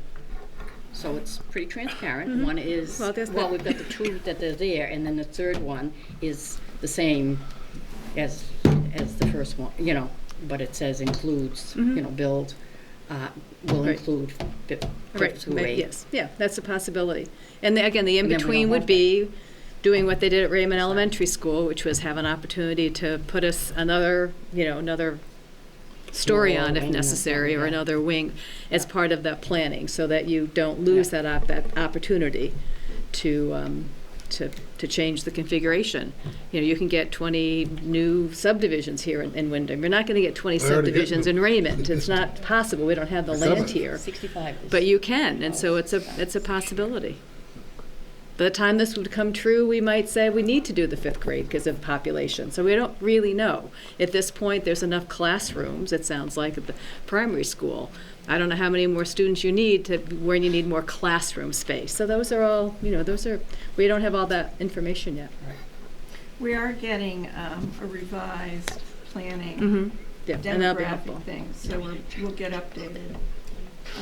I did a little, it was interesting, I went back and compared our current enrollment, where we are now, and what they said, like in 2010 and 2014, and they really weren't off that much. It was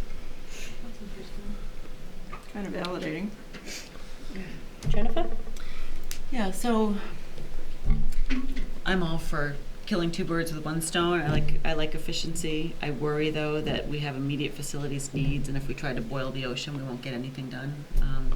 I also don't know that we heard overwhelming support from the A-team for that movement, so I'm just worried about making it too big, getting confusing. I think even a non-binding resolution could get people's, underwears in a bind. Since you started that.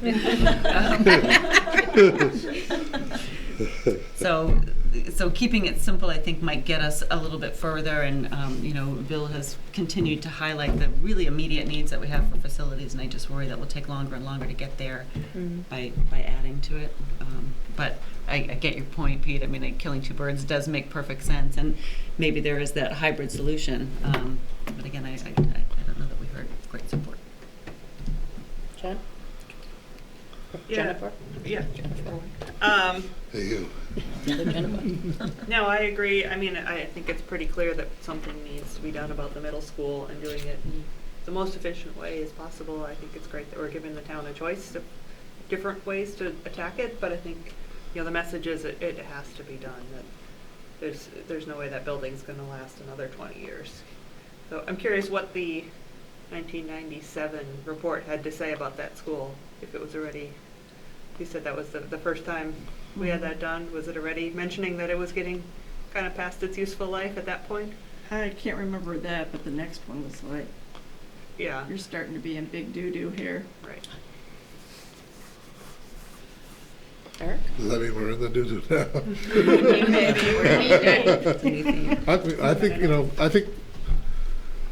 I think that we should push forward with something. I mean, I wouldn't mind seeing a new facility, as long as it was done to be expanded. Everything was done to be expandable. Everything was done bigger than what you think you need. I wouldn't want to see built for today. I want to see it built for the future, so you're not doing it, more than once. So if it was expandable and flexible, I'm for it. Let's do it.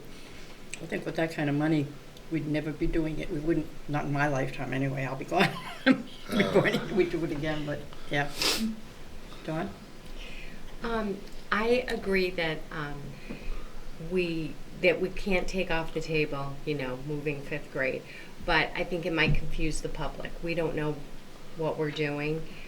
With the 5th grade, we don't know what the future might hold. So just try to make it clear for the public. This is option 1 and option 2. And I mean, if we build on or do a wing, we have the capability when we're working with the facilities and Bell to be able to add on for the future. But we hear it both ways when we talk about the public. We hear it both ways. Ask Bill when they talk about basketball space and we don't have enough. I mean, we get it either way. We don't have enough facility. We do. So here's a chance. We'll build it. We'll build it big enough for some facility, some basketball courts in there, and we'll make it work. I have no direction whatsoever. I'm just concerned that we have to be very clear with the public. We have to say what's wrong. I had teachers come to me. I've toured all the schools and went to the that's the Field Allen School, a couple years ago, before the fixes of last year, and had teachers tell me their windows didn't close and they were duct taping them. I had no idea, but we have to tell people that. What's if it's all condition, we'll tell people what the condition is, We say, well, it's outlived its usefulness. Well, if, be dramatic if it's true. If the windows are about to fall out, tell people that's what's happening. This is where our students are. They're in rooms that the heat's not functioning properly or the windows are going to cave in or fall out. Okay. So. Because when you start talking about moving classes and this and that, when you start going, okay, but is it then capacity? Is it condition? What's the message? We sometimes aren't clear. I get what you're saying, but we're kind of like all over the place, and we can't. This is not going to help the facilities committee because I'm hearing. This is what I'm hearing. I thought I was clear.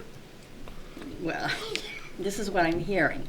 We really should include the 5th grade.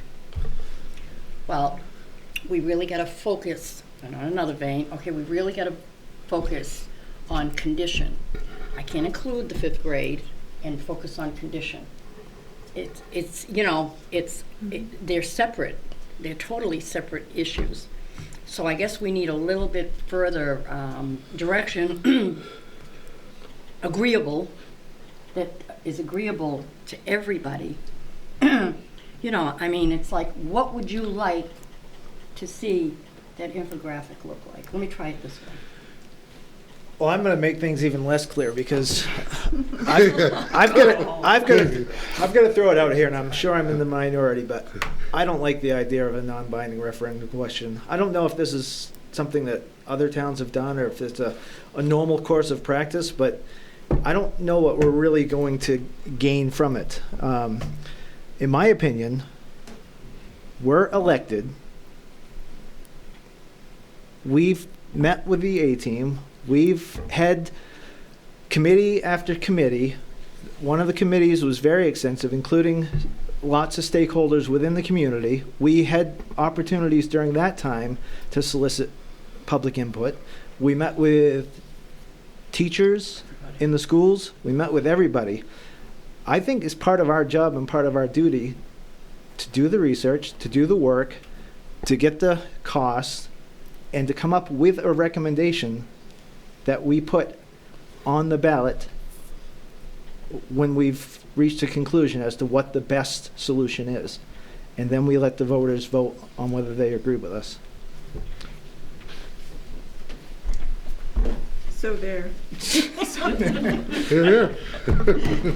I think, and Kate, correct me if I'm wrong, I think the reason we went back to that non-binding referendum is the fact that we didn't think we would have enough time, to your point, between now and the November election to be able to, because this is not the same thing that we've gone to people with in the past. This is not the same.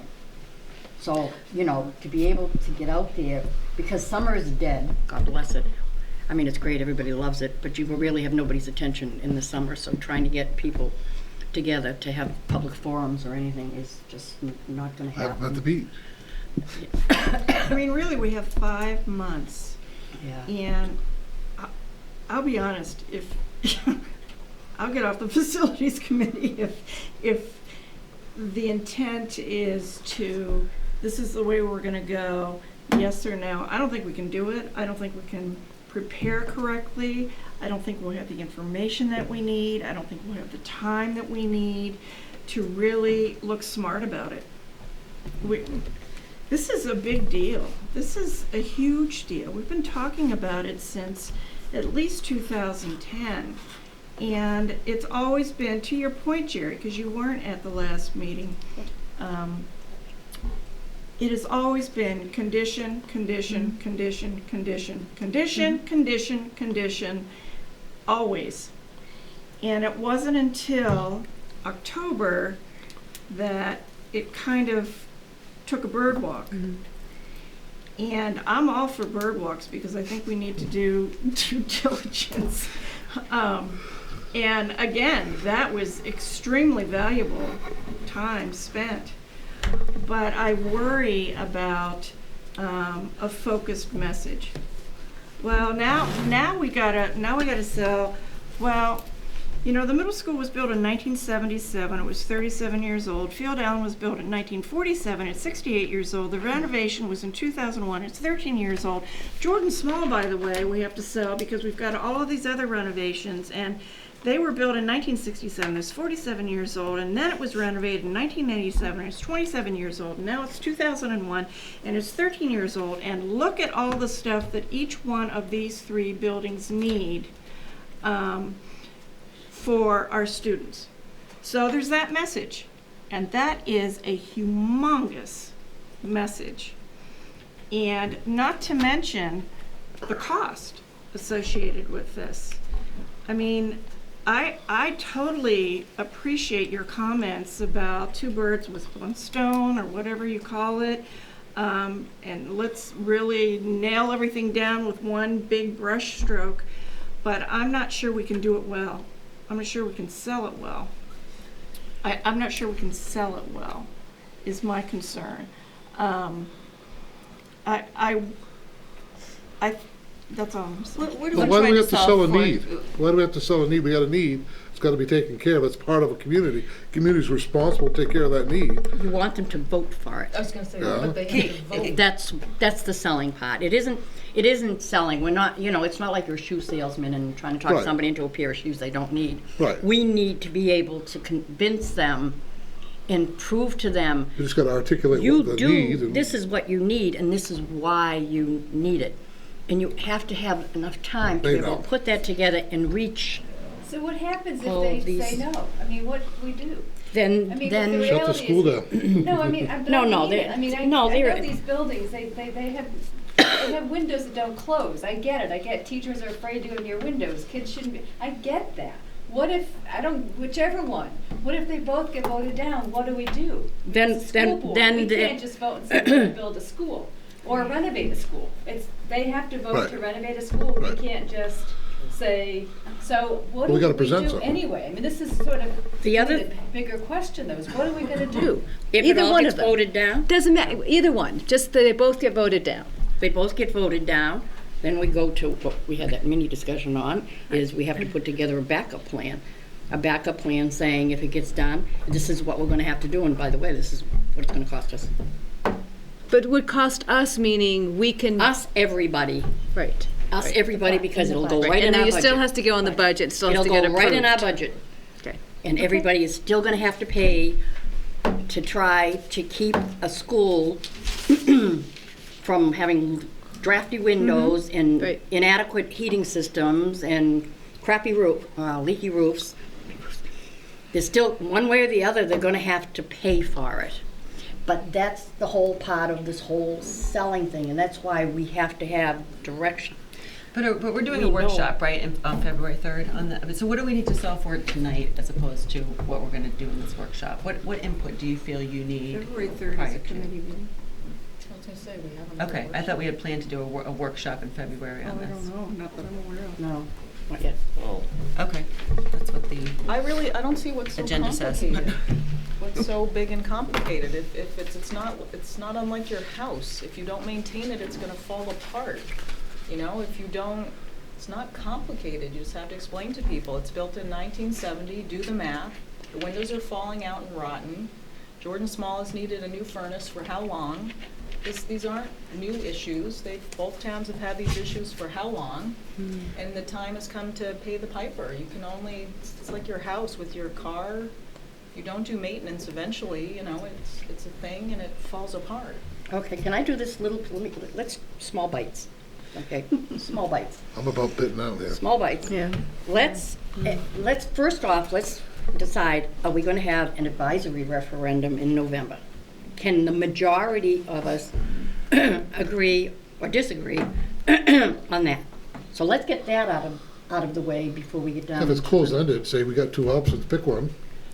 But I see, I would say we have to have none of the above, because otherwise, it's, what is that? I mean, you could say, if there's 10,000 voters and only Right. 3,000 vote, that still doesn't really tell me none of the above. I will not choose either of those. So I might want to have, I don't want either. I will not vote for either. No, that's not what I'm saying.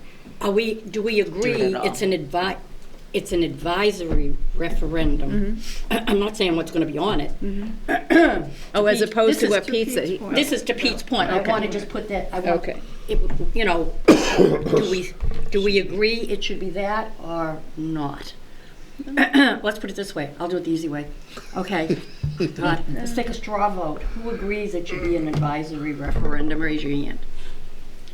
That we should continue with That the we should idea continue with the idea What's the of other an option? advisory. What's the other option? That, Go straight to vote. that it goes straight to vote. I'm not going to say straight to vote. When the I think. time comes, yeah. I When the guess time comes or in the fall? No, Because they don't if have it's in the any November fall, you're then talking Kate about. said she's quitting.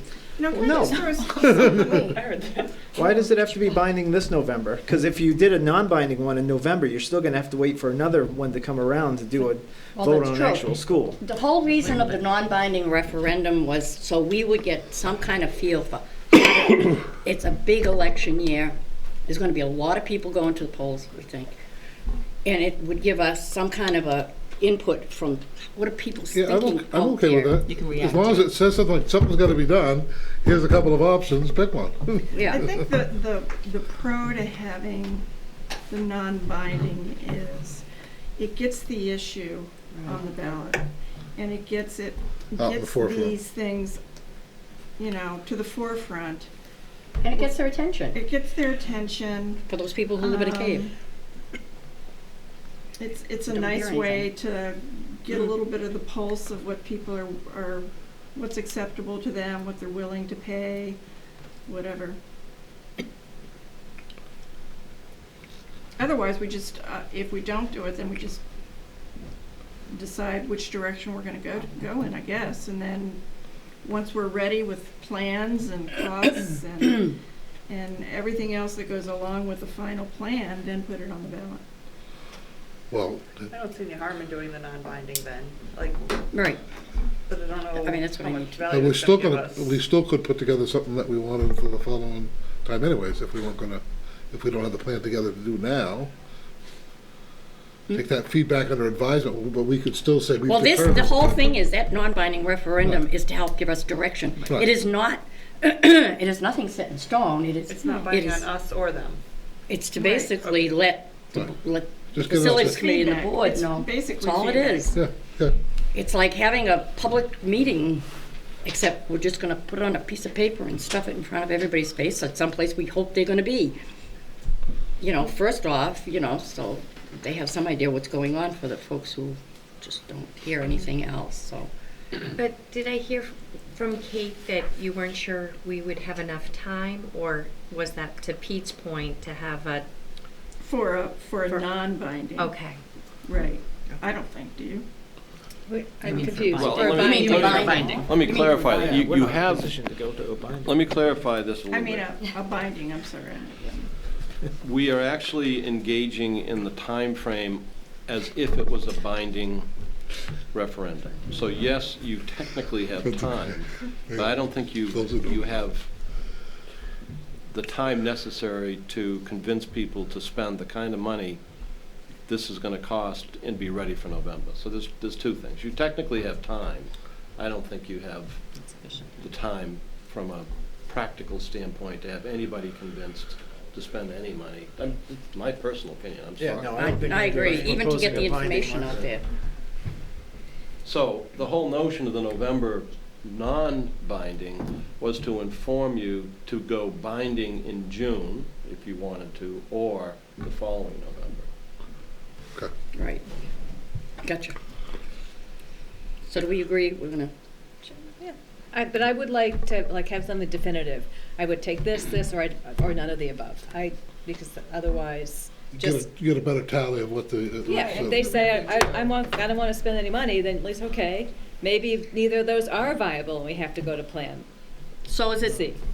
so is it That's my opinion. Is it- You don't have to do it that way. It's just my opinion. So we should vote on that too then, right? we should we should do a Do our own little, on, who wants to add the, none of the above? To just the two options? are We you don't know, talking we'll about? get back to that yet, because that seems a Okay. lot harder to decide on. Do we want to add the, none of the above, because we, I don't think it hurts. we had that discussion That gives before. an honest pulse. I think But that's fine, If we you can. have a majority that check that, we know that they don't want The to majority spend think money. that's fine? Yes, no? I'm No. right No. in between there. I'm sorry. I'm gonna say no, just because it gives them the feeling like, Oh, well, I don't if they want don't there wanna is do There is an it. option, yeah. But they That's a will good have the point. choice That's a with the good point. binding referendum. They will have the choice to say yes or no, just like they did with the Public Works building. In the binding, they'll have yes, I am willing, or no, I'm not. Right. They will have a choice. They're gonna get it somewhere though. It may not be as clean, but like you said, it's gonna go in our budget and then they're gonna get it in the regular school board budget. So it's really not a choice. It's just how hard they're gonna make it on us, Yeah, right? The building has to be fixed. Okay, And those are you really the feel only it two shouldn't be choices we there. can conceive of, I'll go so. with not on, I guess. You feel it shouldn't be there, I'll go with not on there. not on there. It's not. You think it should be on there, right? I'd like the more definitive, but obviously if Okay. 10,000 people vote and Jen? 2,000 people I'd say don't, not on. doesn't matter. It's not, I want it on there, I think it's more of a not fair gonna reading. get I don't my want it on twist. I don't really want it on I don't want the question on there first. Okay, we are not, okay, so the majority stating would prefer not to see it on there, so let's leave that as a dead issue for now, so that will not be added to it. Okay, so here's the next thing we need to know. We have the two options there. Do we put the third option on there that says, which is similar to the first one, and it says grades 5 through 8? Do we add the 5th grade into the mix and then have to explain to everybody why is it going to be a 5th grade? Because that will come up. And I'm not trying to discourage people from it, but that will come up because now they're going to want to know, why do you have 5th grade there? But anyway, Well, is our intention to do promotion and stuff before the non-binding too, to educate? oh, definitely, Yeah, so- oh, definitely. All right, and then. That's why we had to have some kind of a better definition of what the board feels.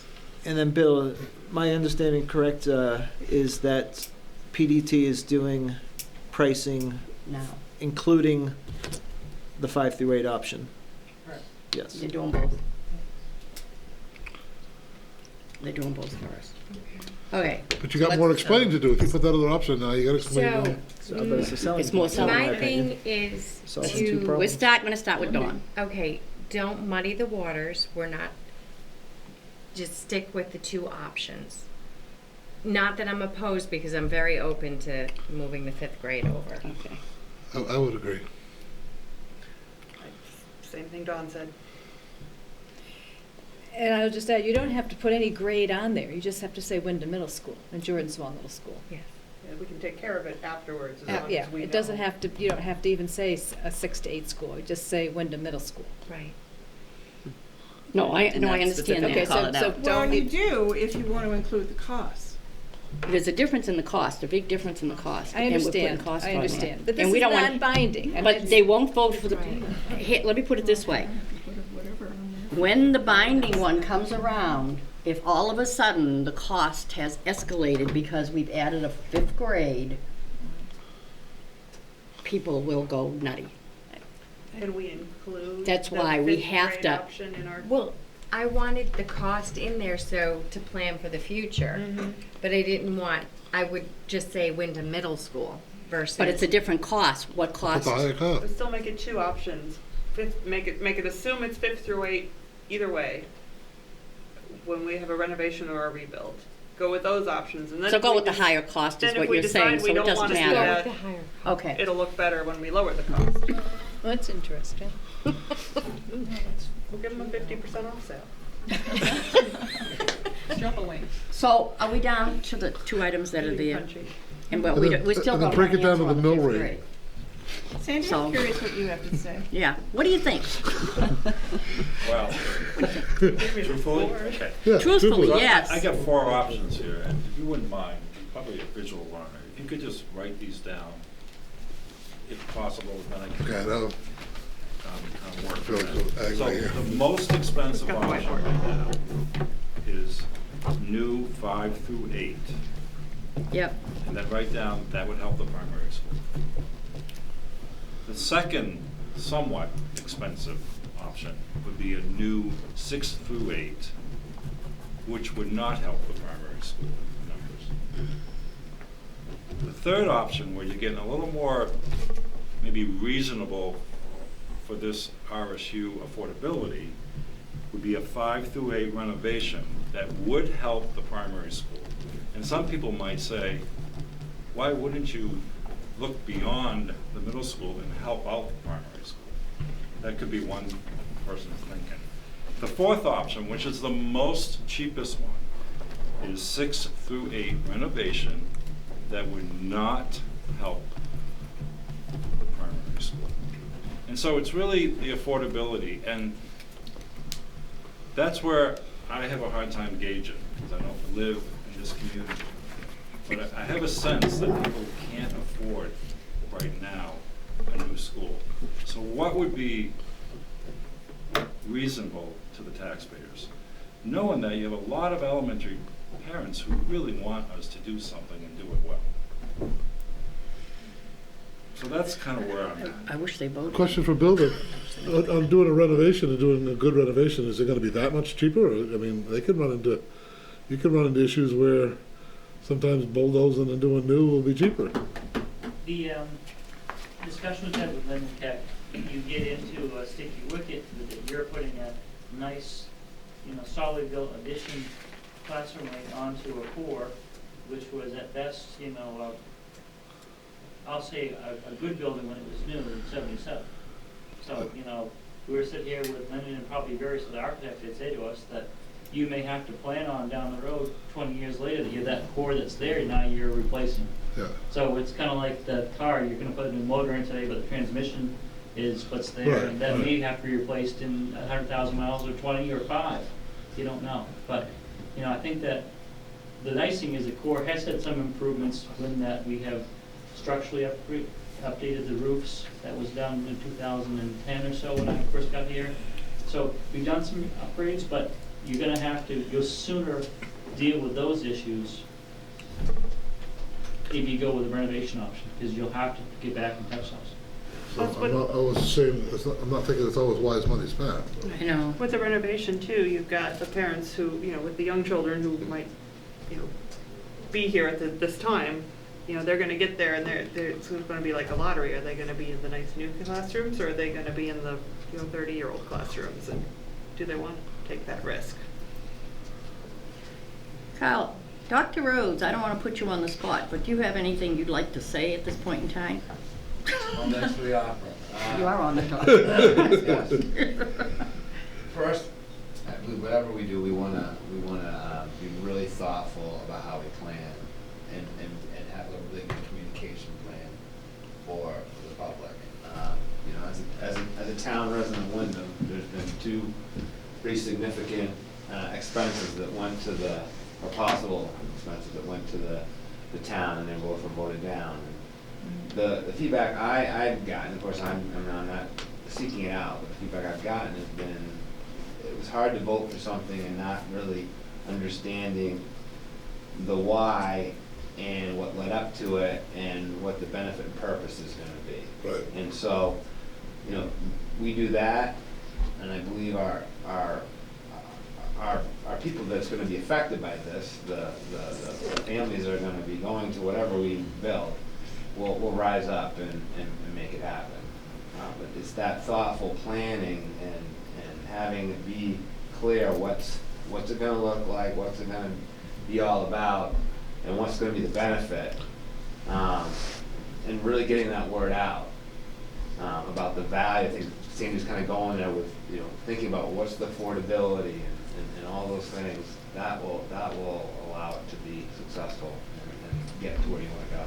Just to put it, and I want to be very cautious when I say this is just kind of an estimate. Estimate.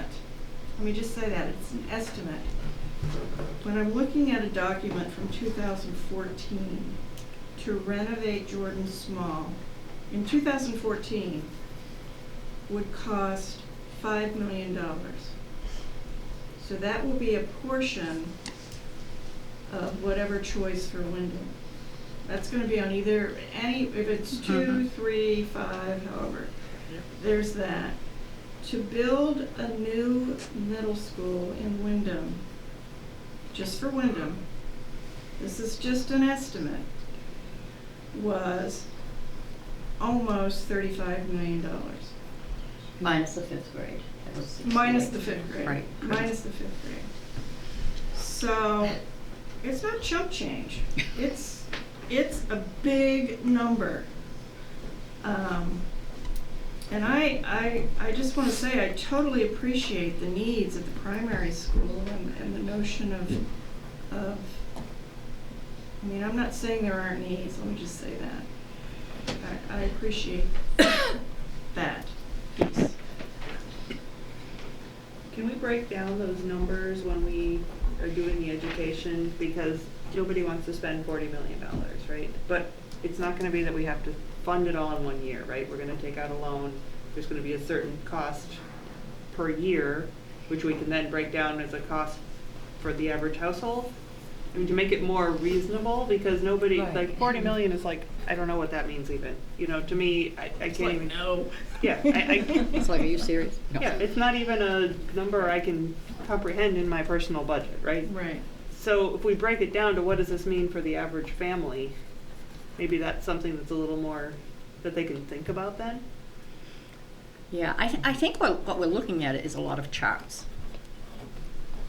You know what I mean, when we do our meetings, public hearings. Well, I mean, we whatever. certainly, whatever way we go, Handouts. that would be part of the marketing. Yeah. You know, for an average family with this cost of a home, it will cost you this much more in your taxes. Yeah.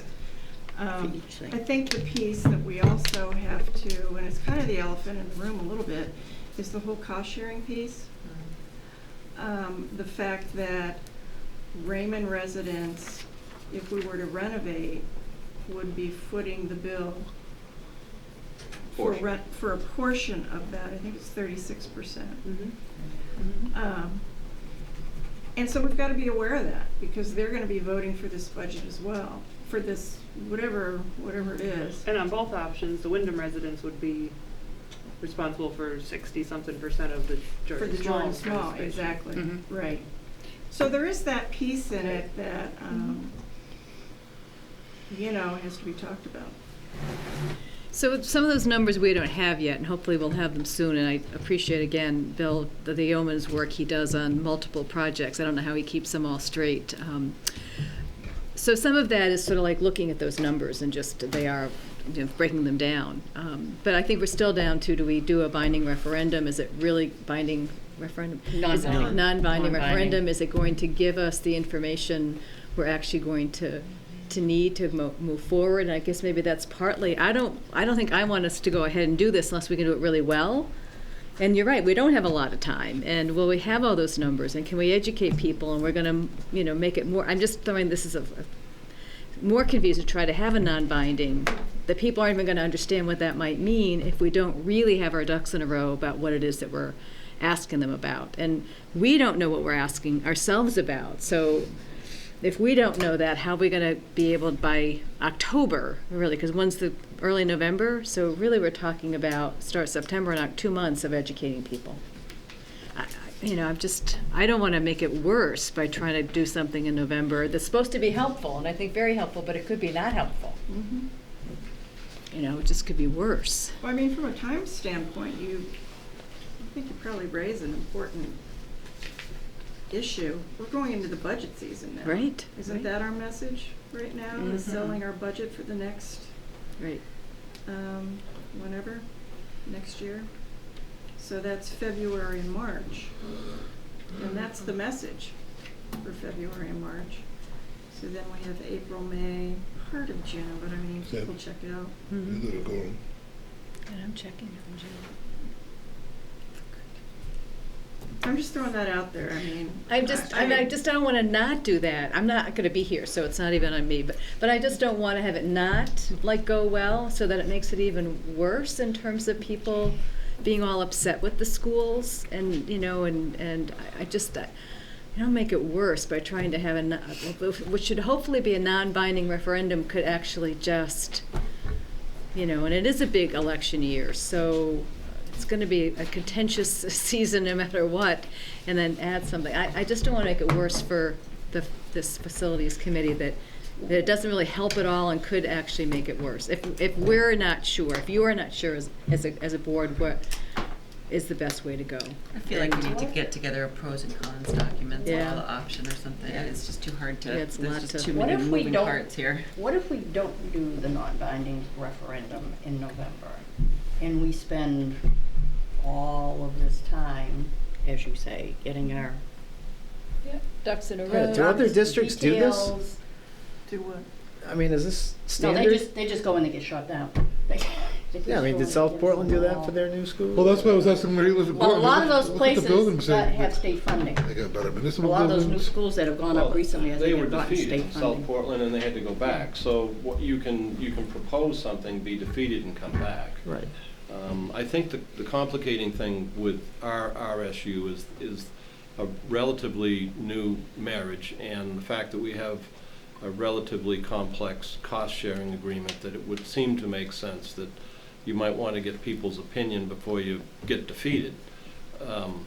That's all. Well, we still got to do something, so. Yeah, Right. the whole point is that if you're putting everything off till June, well, I guess you're not behind if you plan on doing a binding referendum in June, so you're not really behind if you think of it that way, and you do your marketing, if you will, from literally now through a year from June. I mean, you're still in the time frame of the binding, if that's something you think would work. I often hear you folks talk about, June not being a great time because not a lot of people show up at the polls, so that may not be good either, that you may want to wait till November. Now you're putting it off to November, a year from November. You know what the process is in terms of its time frame. This school's not going to be built for forever, guys. So I mean, I know it's a big decision, and I'm not trying to steer it in the wrong direction, but I don't know. I thought, Jen, you put together a pretty good activities and timeline that I think we sent to the board. I think was sent to the board relative to the non-binding activities and the messages. There's a communication plan that was sent to all. Did it go to the board or just the committee? I think it just went to the committee. It's getting late, so I don't know remember. how people. I got it. I only remember because it had the draft, you wrote draft. Oh, did I? I had one Yeah. more, sorry. Yeah. Actually, I'm not sure it went to the whole board. Yeah, I don't know. just I don't contract know. We were gonna because discuss we're it supposed on to the gonna vet third. it, yeah. Yeah, because we It's haven't just my initial. discussed stellar. it yet. It was very good, though. All right, Marge, reel us in. I know. Okay, so we're gonna do a non-binding referendum, and I guess, all right, but we're not sure what's on it. Exactly, because This I is don't wonderful. know now if it's best to do all 4 options or 2 options. So People will never, this is way too much. This is way too many options to put out to the public. I think Sandy meant for us to think of. And I don't think realistically, unless you have state money, you can't afford like a 5 through 8 new middle school, I don't think. I don't think we can I don't either. think it would pass. No way. So, I don't Would know. you think are a looking new at 6 either to 8 5 would through 8 pass? renovation or a 6 through 8 renovation? Maybe. What is it, what would you say, and this is just a rough shot in the dark, the difference between Option A one and whole B. grade of classes being added? Because you have an approximate, what was the last number he gave us? 200 kids.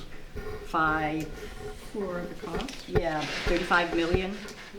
So if you added 10 more classrooms onto that, and it wouldn't be just 10 more classrooms, because I'm sure there's, anyway, 15%. a wing, you know, with, there's bathrooms and more staff and You blah, have to blah, ask, blah, do you have whatever. recess or don't you have recess? So, you know, what do you think? Another 10 I million. mean, you're thinking generally, and naturally you can, but, you know, if you're looking at another 25% on top of that cost, there's another $8 to $10 million. So you're talking now 45 million. I mean, But it wouldn't be linear. Well, actually, it'd be more than that, because that price is You'd have some escalated. redundancy. Wouldn't be. It would probably be a little bit less, but, you know, your core's gonna have to get bigger, your cafeteria's gonna have to get bigger now. And again, we'll look at our base 15. market, we look at the high school was 33 million, right? And that was how long ago? It was 35. 35 million, and that was 10 years ago. So that was a renovation in addition. And now you're talking about a building that's similar in size, the number of kids. Not quite as big, a little bit less, because you don't have the extra 50 kids per classroom that come with the schools consolidating. So that cost would be more than our budget to run the school for a year, I think it by a would be. lot. Oh, yeah. So, Pay for it you in a know, year. Don't take a year off. Who's that for a year? probably Everybody 40 to 42. Oh, anyway. Yeah. Spread And over that 40 was- years. And that was 2 years ago. That was 2014, so that number isn't even correct. To add on Jordan Small Middle School. Oh, yeah, that's not even counting that, and that Well, money good is enough, also so- escalated. Okay, so, we're back to those 2 options. As a as a non-binding. as a non-binding referendum. New 6 through 8 and renovate 6 through 8? That's your 2 options? Well, as of right now, we're not putting any ages, Right, but Yeah, price- any but for grades our on there. discussion. Yes, for discussion, because we've never had 5th on there. I mean, that's been discussions, but never Yeah. discussions with everybody out in the. Well, I'm gonna go with you guys. I mean, you guys have been around longer than I have. You know, I mean, if the public gets that angry over up in their buildings, I saw what they did to the, municipal building, but I didn't know about it till they came to the board and told us either. So, I think that what he said about making sure that we get that message out. And We're gonna have to publicize like there was no tomorrow, because, you know, they publicized that a lot, Okay. right? They had open houses, they had these big blinky signs all over they did. I mean, you had to be just totally unaware to not know what was going on. Before they came to the board? Oh, I'm Or talking before about, they No, voted?